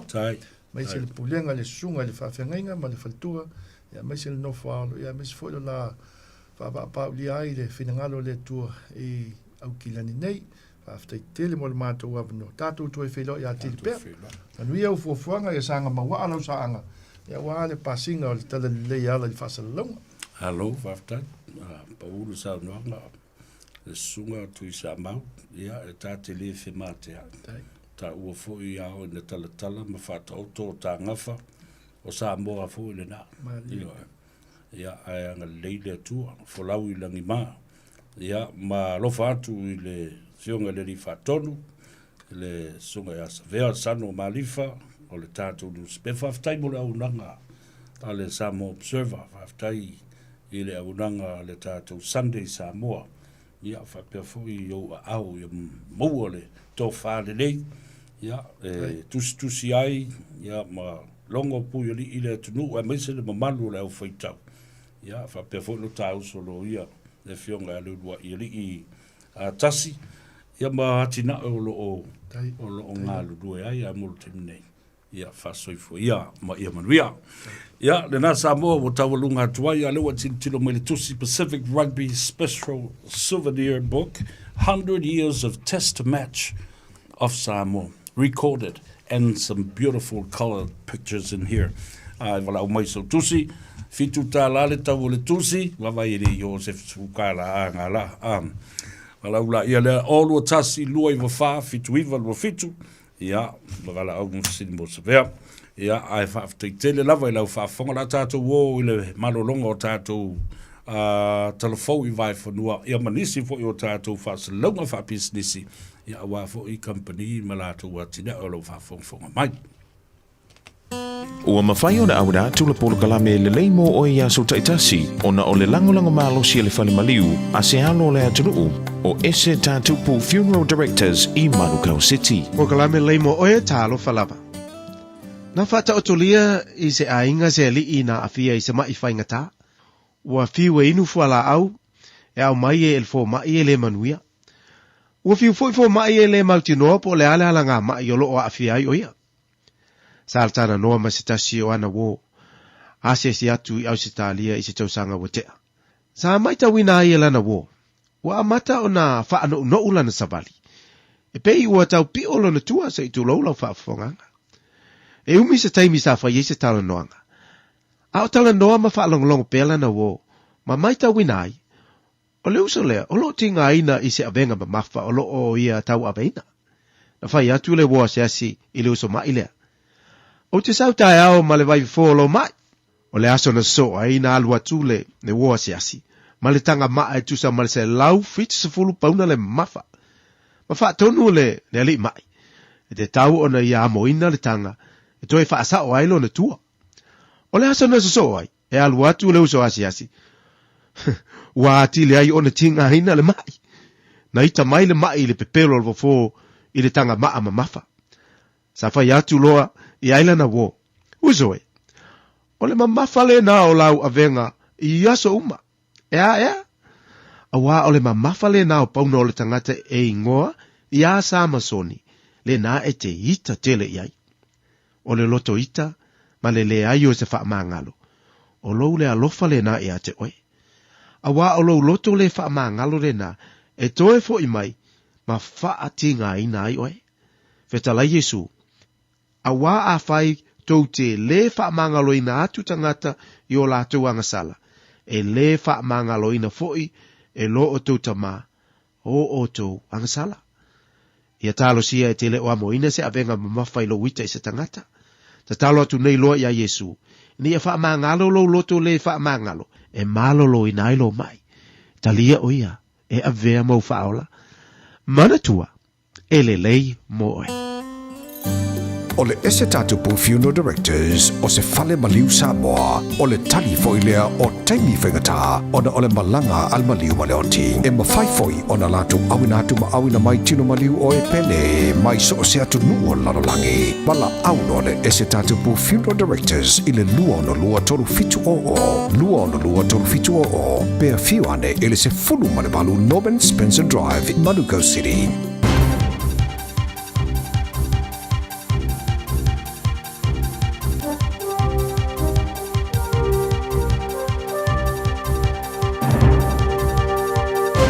In this update, the Construction Minister says he's confident consenting reforms won't lead to a repeat of New Zealand's leaky homes crisis. The government is planning to give tradespeople working on basic housing projects the power to consent their own work. Businesses with a track record of mass house building projects will be able to access a streamlined consent process. Minister Chris Pink says this avoids the false sense of security in the system. Sometimes people do some pretty poor work, get away with it, and we don't crack down on those cowboys at the moment because they think, well, the council will sign it off if it's all good, and if not, we'll book another inspection and do it again later. Police are going back through Arthur Easton's case file looking for the person who killed him nearly 40 years ago. Easton was stabbed in his Papakura home in 1985. Alan Hall's wrongful murder conviction was only overturned after he'd spent 19 years in jail. Police are now offering a $100,000 reward until January 24 for information leading to a conviction. Detective Inspector Warwick Adkins says interviews are underway. We're speaking to a number of people, not only persons of interest, but also witnesses. A jury's seen a video appearing to show murder-accused Ting Chun Chow buying a spade the day Yan Fei Bao disappeared. Chow's charged with attacking the Christchurch realtor last July. Her body was found in a shallow grave more than a year later. The heat's being turned up in the US with just over a week until Election Day. Vice President Kamala Harris and former President Donald Trump are making their final pitch to voters on the campaign trail. Both have been visiting battleground states. News Talk ZB's Jack Thames at Trump's rally in Georgia.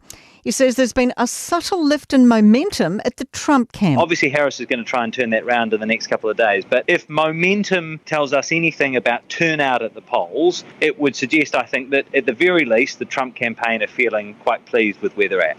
That's news. In sport, the White Ferns are eager to head home on a high ahead of tonight's series deciding ODI against India at Ahmedabad. The T20 World Champions levelled the series at 1-1 after a 76-run triumph in Match 2. Spinner Eden Carson's hopeful they can replicate that performance. I think it would top off the last 6 weeks that we've had, World Cup win, and then being able to finish off a series win against India in India would be really good. The Kiwi Ferns have named Mackenzie Wiki, daughter of former Kiwis captain Ruben, to make her international rugby league debut on the wing for Sunday's game against Papua New Guinea. And the Los Angeles Dodgers are one win away from capturing baseball's World Series. That is sport. I'm Raylene Ramsey.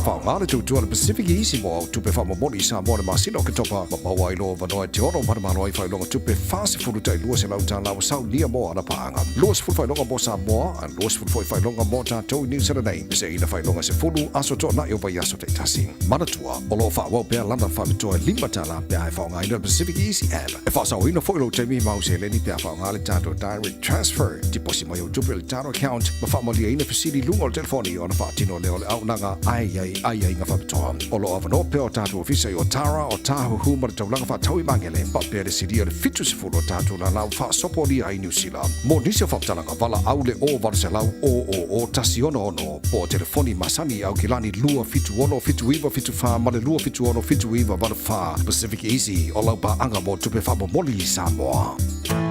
O se tala fia nei Samoa, wei nei se tautua ma se unanga family noto mai le kampani o le City Craft watu si tasi dua lua Lincoln Road Henderson. Te maua iai le tele o tawa la poa band e o foi tatu tawa le laiti. Tania foi la tau wha le tonu tongi e talafo mo le tatu cashback. A man tatu lima se lausi aga i atu le 5 awhi tala. Fe so te mai ungia Peter Pernanto le numera o lua tasi o wale walu fitu lua fitu lua. Pe a manamia se tawa le fau molo ainga i le tau malulu. City Craft done and said. Are you at a crossroads and not sure where to go? Thinking about studying or getting a new job but not sure where to start? OCA can help you get on the right track with new skills and confidence. Our Ignition Work and Study Skills program includes 4 weeks of full-time study and up to 12 weeks of additional support. To find out more or to apply, head over to go.oca.nz/ignition. Oceania Career Academy. Your future starts here. Radio Samoa. Taslima Ivatohu. Ama.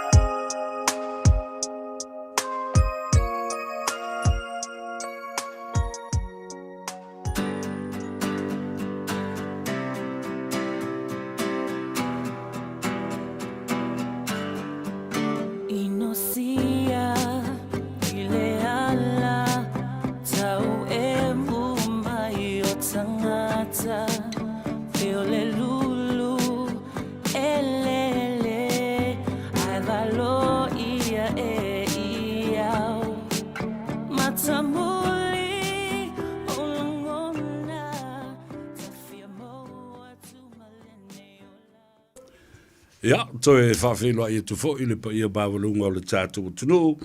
I le toi fast food ma le 5 minute muribuli o le tātou Pole Kalambe o le Gagaifo o Faiva. I na ua mai a fo i tiute mga luenga sa whenga iai ma le tunu.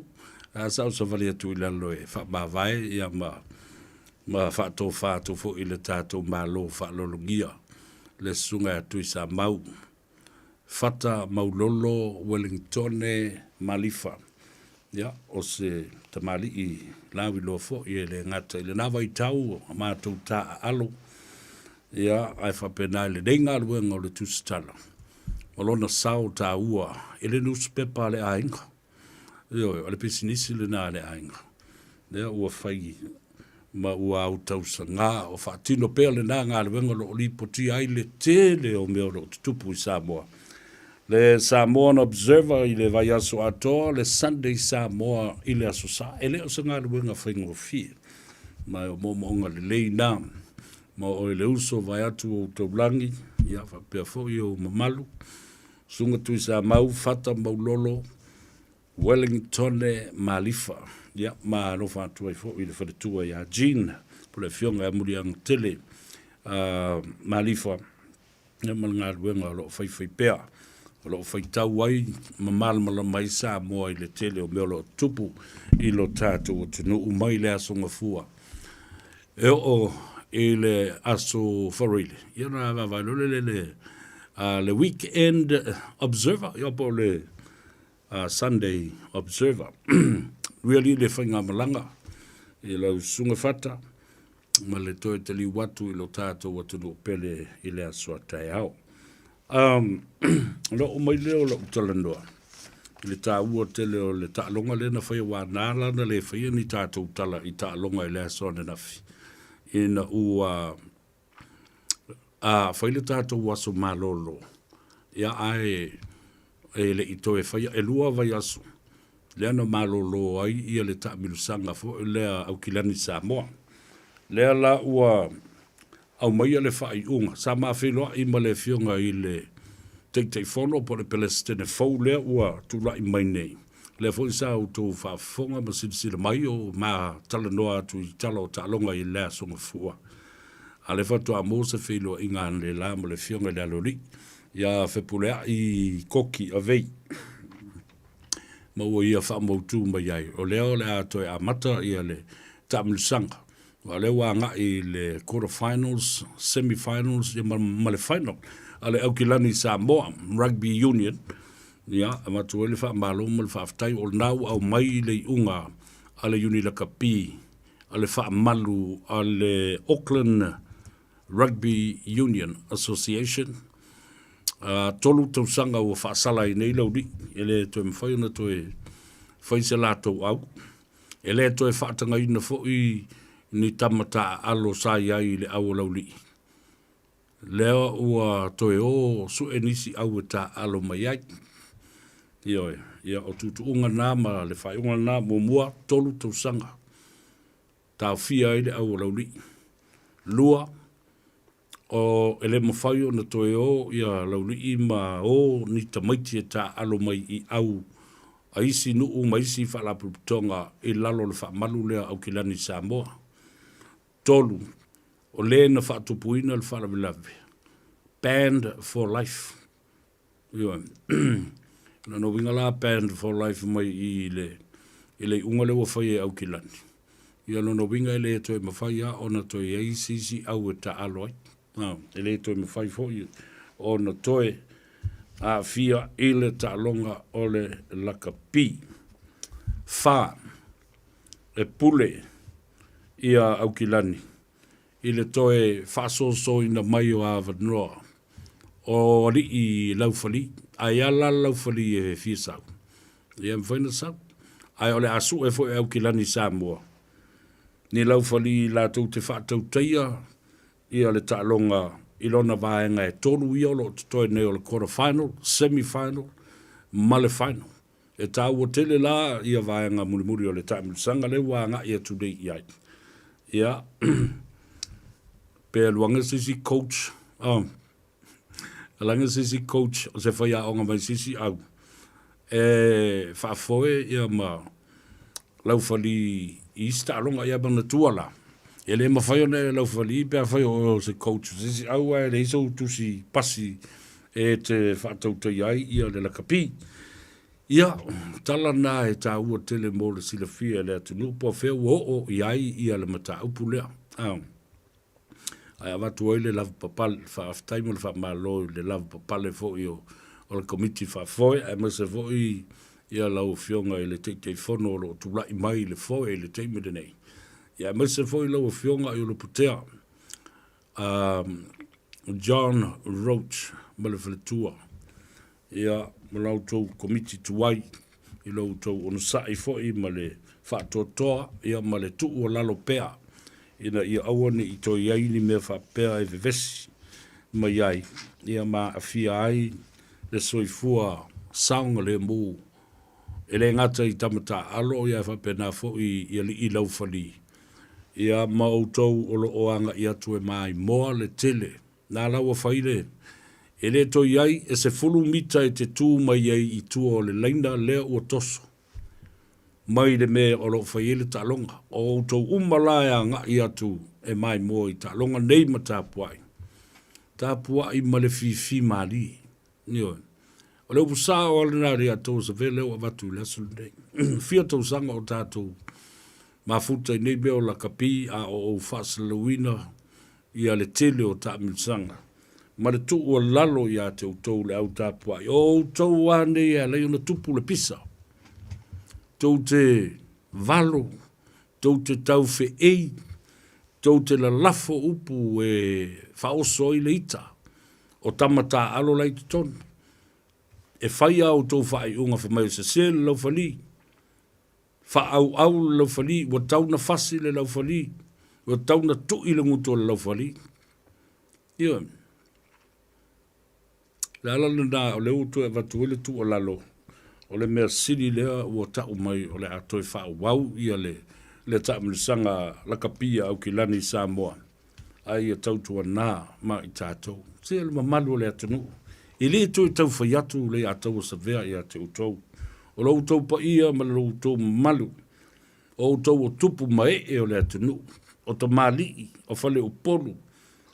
O pona o le atanu. O le au fue lo loa ma le au fue tā. Iei lau tau whāma lau tau whaututanga. Te u le wā. Te ngai ma sila sila e le wā. Wal nau a mata na toso fo i maisi te ngata tāpuai. Ioe. Mai au nuu mahawhio anga o lewa umana identify. Mai o le au atu iei ia tusi. O meo stop notice. Lono winga a whapea e o atu sa tusi a te oe. E o le wha mauina leo le ingoa. E ave fo i isi no fuanga ma isi malae whai aita msanga la kapi. A mau atu ai oe oe tūtū ina. Ia sai sai e toi ma oe. E au le tala le nai le tū pāo. O li i matane ma o tō tino mātuo. O tupu mai o le atanu. Au le si lea tala leo te vatu o nei. Ma o le true story alena. O tō tinam te maitai. Ista ngata sili o na matua whale tonu o tō winga. E whaari i le malai. Ia. O tau fo ia o na wheei. Ia. Wha mai fo o tau tina o paem. O le paem ma le auti. A le mele wawai atu iei. O tau ngutu ma mea o.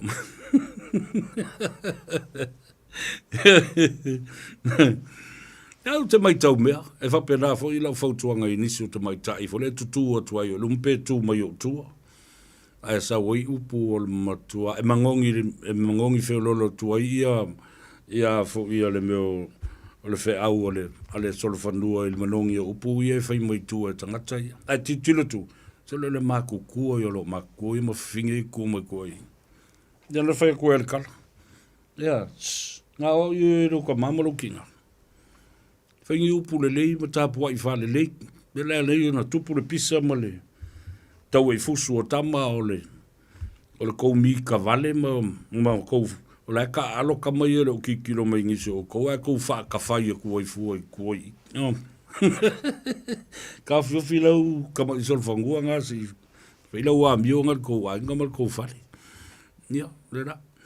e tau na tu sa o tu fa pena ina ia manino la fo i ei tangata i o tangata tau aloa ma le alo ia o loo anga i atu e tāpua i ma le whaalo alo ma le fifi malie ta alonga alo ma tama whanau e au ngā ta alonga ma whaanga tama e masani ilu tupulanga ai le whapeo leo mai e wha ma lepe ilu tātou vanofo yo le ala leo ngau se ta alonga e umoi whai kaere maka o se kama makapongia se lau whali ua ngau le au vai ua ku e siskanga e le se mea le lei mai tātou te le mana o mia ia winga ma ia tūlanga mata ngā i lunga le malai so se mea i Samoa obu sauna ai i le ta'alonga matautia le na whaia nei le whai unga le vai aso the qualifier game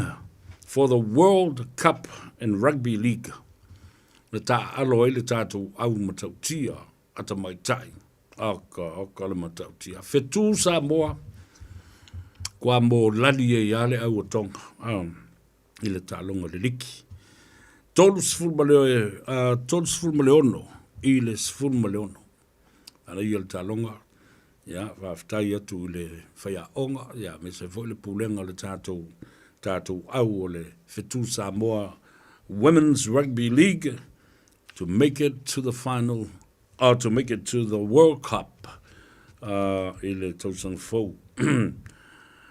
No. Like I said, Joker meeting done with God's blessing. Wata walunga, mga nga e Faiva, o Samoa ina ua ta walunga, le fontanga a malo le taupulenga a peletania, ma le wha malu malunga ma wha manuyanga le atua. Yo, te le atu mea le lei nei lo o mea wha le le li. Ta ua le nā. Whaftai e le awhio anga whai o whangari. Yo, le ua lātou tauri maina sa tupe tusa ma le fitu sa lau lima sfulu afe ta la Amerika. E whasoson iai ia le sui pare mia o le malo Pakistan lea na tali malo ai whangari e na ia whaale lea le lato whale a onga fau o le a fausia ne i ele ma malaya o sa leo pot ia tātou patupatia le nā whambianga o a mai o na tāwalunga le saunoanga le fionga i le komisina o leo leo le fionga po le fitelenga ia aua pa au. Whafteitele i le mamalu o le atunu. Mai iona tūlanga mati i tupu mai pulenga i tu malo. Ali i mawhaipule o le i tūpā o tinamata mai tai. Ia le awa luma o tane ma le awa luma o tamaitai. O le whanau, o ai uma sa whai o lātou sao, i le talinga mā loa o le atunu. Whaftai fo i le atunu, i lo lātou talia ina o whātonunga, ia whapena fo i o i tū sa tapu, o no whanga sa whasa, ia ma pui pui ai, ia le tāu o tele, o le tātou whalongo, mō le tātou saunga le mū.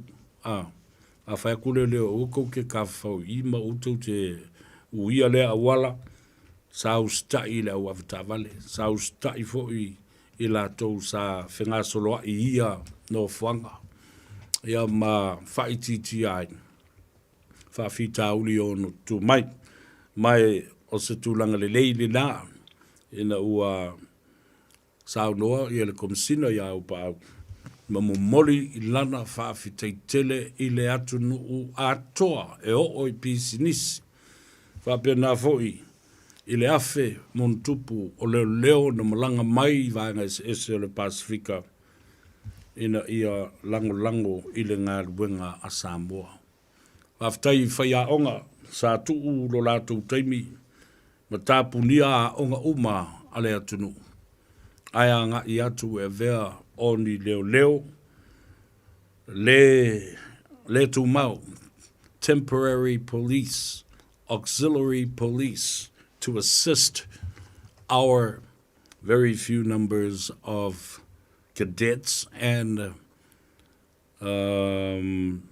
certified, qualified law enforcement so ia po tātou leo foi sa iai I lea vai tau.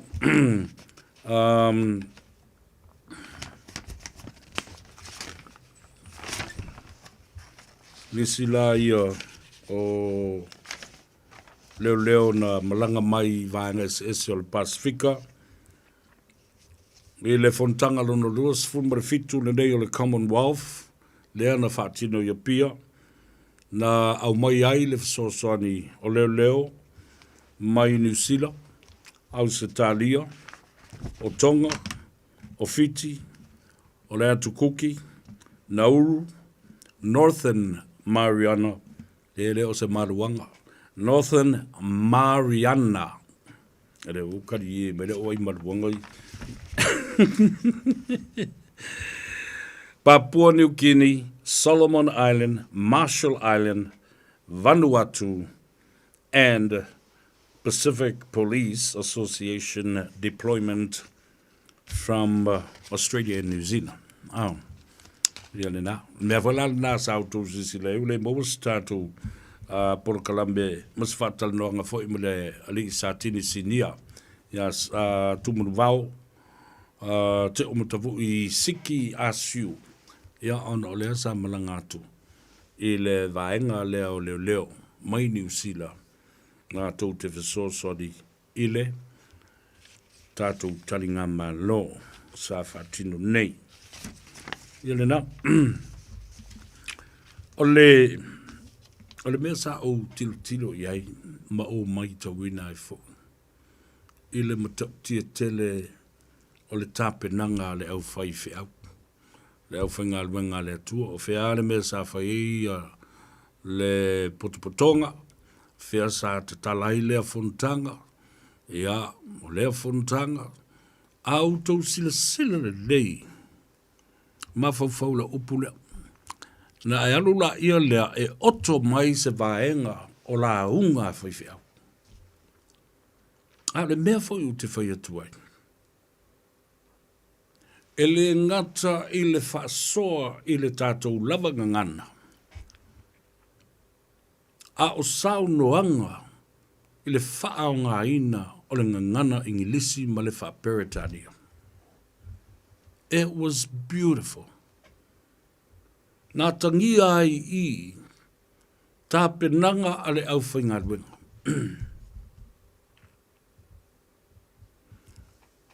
O mawhauwhaunga whaalenga.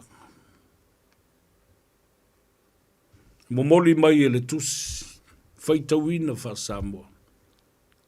Le liu ane, wha li liu atoa le launga, ma le whaitaunga mau, I le ngangana Peretania. How beautiful was that? The accent was just beautiful. Ele ngata le clarity, the simplicity of the usage of the words. Le so o whai upu, ma le whaasoa manino, a le au whai ngā ruenga. Tōlo pulou I a te utou le au whai ngā ruenga, lau tau tāpenanga, mātango fie. E te langona le nganga o le atua I so se whalapu putonga, ai te tala lo le sauringa I upu to mua ale whaiwhau. Sau lava. O le whauli e to ai le moa. Well done. Ministers of different denominations and churches and members of the clergy, thank you and well done. Thank you for your preparation. Le motor scout for be prepared.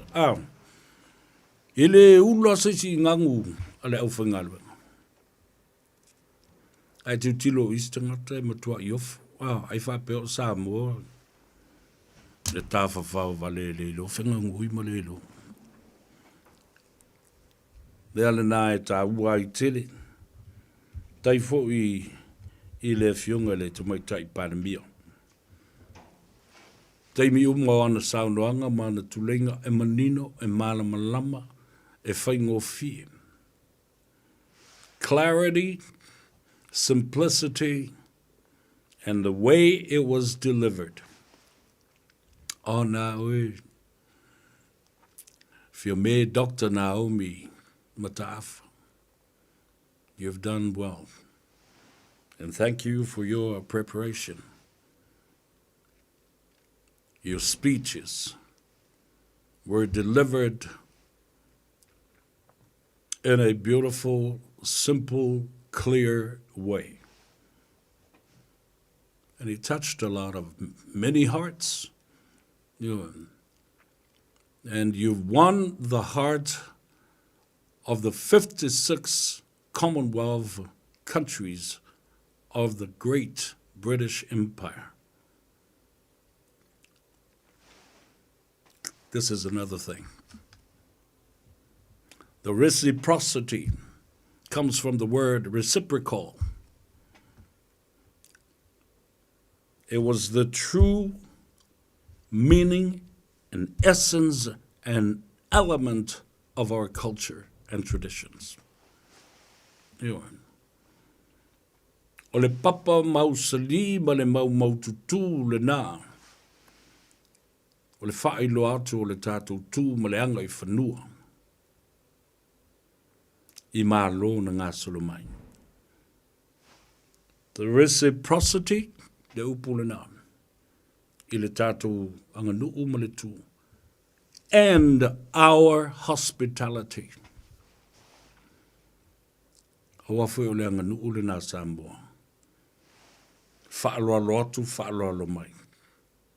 O le Faiva o whaaloalo. E au mai a wātu. Hospitality o le winga tau safia o Samoa I lana tali ngā malo I lona anga lelei. I lona tali malo lelei. I lona tausi malo lelei. Ia. O mea nā sa au mai te wina. Sa au nofo mai ere upu foi le vase pena.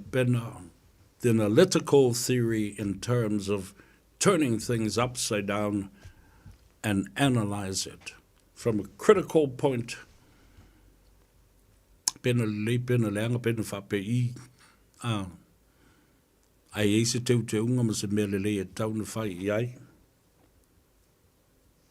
E se si teimi o muli mai. Many that attended this jokum were ministers of foreign affairs of the 56 countries of the Commonwealth. O I lātou e malanga mai I atunu o 5 o malo o fatas. O le tō tele lavo I lātou. A le o se palemia, o sui palemia. Po o minsta. O mata upu wha malo. Ministers of Foreign Affairs. Foreign policies. O tula fono wha malo a fiai fe whaatau inga. O le tātou vāno nofo le lei. Ma le puipuinga. Homeland Security. Le ngātai whale ma le ele. Ma le vātetea. International relations and international affairs. Mata upu whaavao malo. E au fiai malangu tasia le tele o whainga malo. Mea na ave iai le whamumua. To ensure that there is no infringements of democratic processes ave ese. Meo whainga whaapi o pio. Ea a fia ai ia whainga whaavai o malo e pulea whaatemo karasi. Climate change. Lo tātou sau ina ia whaititia ai swing o le tau o iai. Economic development. O se vainga i le tūlanga o ati nae mō le tamau a inga o atu nuu uma ia e 5 miliona. Safety, homeland security. Puipuinga ma le saunga le mū o tangata nuu uma. Trade, international and education. International trade and education. Ia ave le wha mua, ia oa oina tangata o le atunu. Aisia. E le ise atunu e manuia. Pe a whai e vālea uma tangata. E le a o onga. Ma oa oina ni to mai mani anga waa wha apitoa. E lo ai whai se malo. Fe wha taua inga wha vāo malo. Ia awa ne i whaapito manu ia tas. Ave uma o loa le lei i se tautau ngō fie. Ma tupe whaasili o la fonga e maua mai mea nei. Transport, taxes and tariffs. O le taunu umai. O la fonga e whaapopo i lunga o loa e taunu umai. I so se atunu. Ona whai maila ia lea. O loana, wale tongi ai e tangata ia lātou la fonga o lolo la umai tono le atunu. O ai la e whao popo iai. Ma fifi ai o lātou tau au, le ma mawhatu o le la fonga lea o le a whao popo i le o loa o taunu mai Samoa. E o lava i le pensini. It's you and I and him and her and all the consumers. Tangata nu uma, lātou te whaongaina le o loa lea. Employment. E sila i whainga whawai, e whaasoa le lei ai, tu langa o awanoa whainga ruenga. Ie, awa wina le lei, ianga waa. E le whape te le iaonga e sau e ki fialu lunga i le Foreign Affairs. Ai te le i uma le form 2, tā ual nao le aonga. Ma le whaasoa ina o ngā ruenga, māta mai, mā ngā waa. A whai e pasi i le university, a ea. Health. O tōsi sile ma tā upu. Ia mauti noa.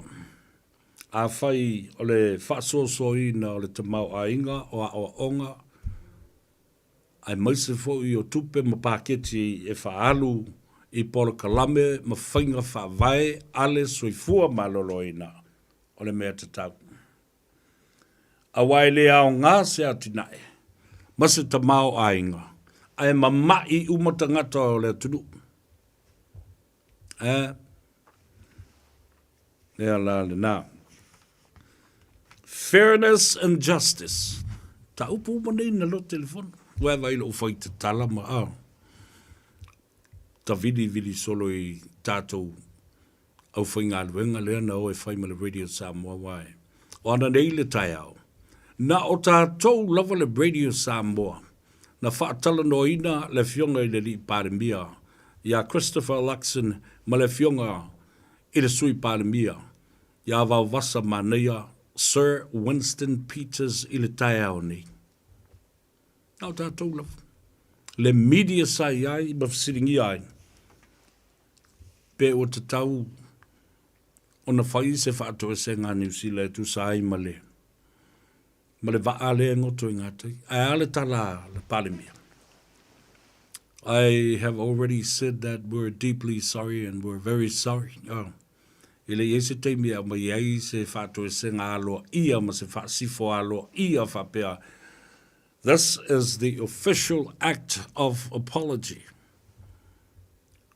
E whātua a laksin e whamaita la laksin. E oso mai fo ima wawasa Sir Winston Peters la toia.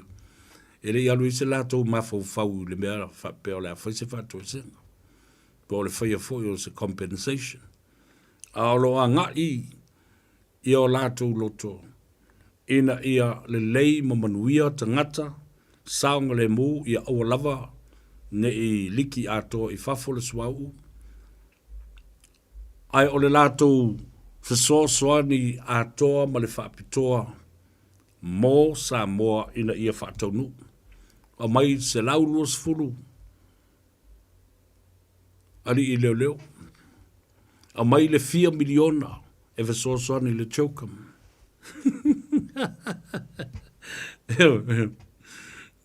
Ele me lana, ia a lava pa pale ma tātou onsai. O lo o wha wau pēr.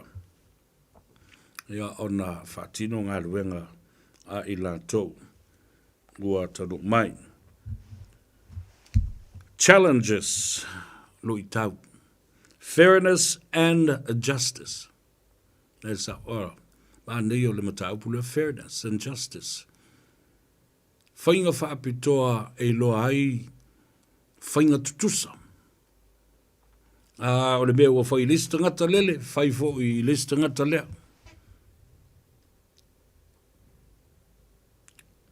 Male sa I linga o le amiotono. Finding the truth and finding justice. Ia wa umakua le mea. O leo koe kalangoa ngisi ia Samuelu malisi vaenga le nā paol mea nā whē la utalanoa ngai le vasun tenei. Ona o le sueina o le black box po o le Voyager data a le vaa le ma ngoto lewa avanga ilunga. O le data le nā o lo wha mauma wai uma wha matalanga talanoanga le telefoni talanoanga le walesi, o upu na whai, o le tata fo le nā, e te tau na o mai o lai lunga. Leo toi whamanatu atu. Leo o ia malo, koe o mai fo le lai koe whaikaku whingau. Le tata le nā lai mau ai ia whamatalanga uma, o le tātou te talanoa ne iai.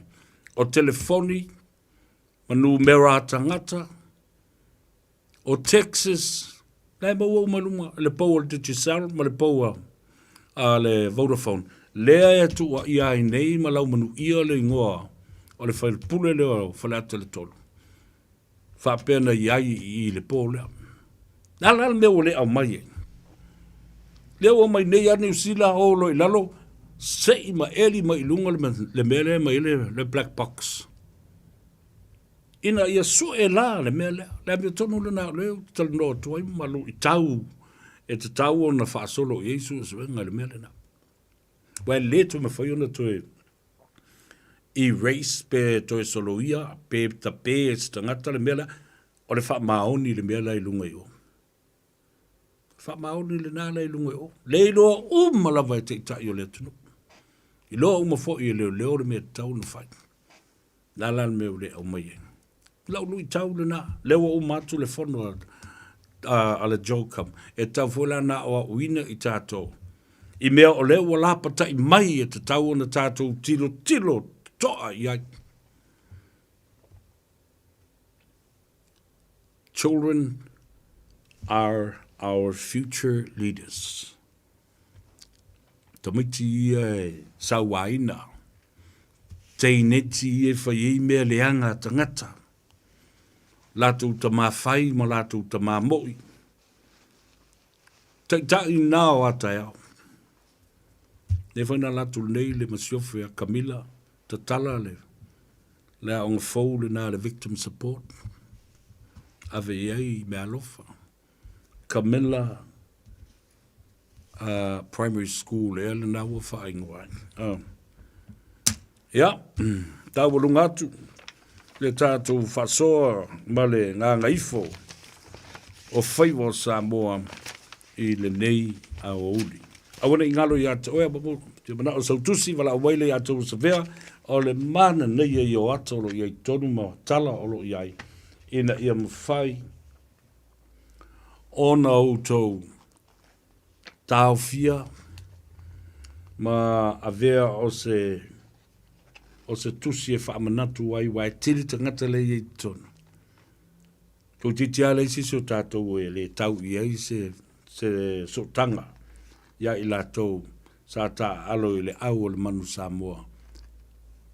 Tā longa whaitauina se lau tausanga o whai longa ai le nei tausanga. Le manu Samoa, malana tau mwhainga. Ia, o le tātou whasoa le nā Samoa. Na uanga Gagaifo o tō Faiva. Mo le terminate, fa mangalo fo se leo le auna. Ni se fo se tala o le tau te mari I lau tau whaafonga mai. O lua tasi lua iwa whawhituiva lua fitu. Ia manuia malolonga. Manuia fo I le fo iatu I mauta malawa. Tali ngā sua I le whiawhia na nei. Ia ma osi ngā tau langa. Mo mori e levi inga o le tua. Le atau sa vele nei. Se yuli, deulua I ali. So alu. Pese tā male langi. Al Harrington tumun wala be amare suma atu tā lauri. Isaac Papa. Ria le anga I atu whalau le mimale tunu ulungo le ala tele. Sama le mu.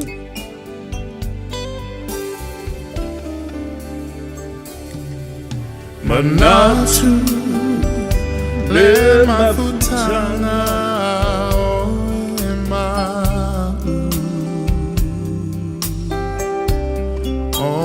Mana tua maita o tu mawita I lo fatu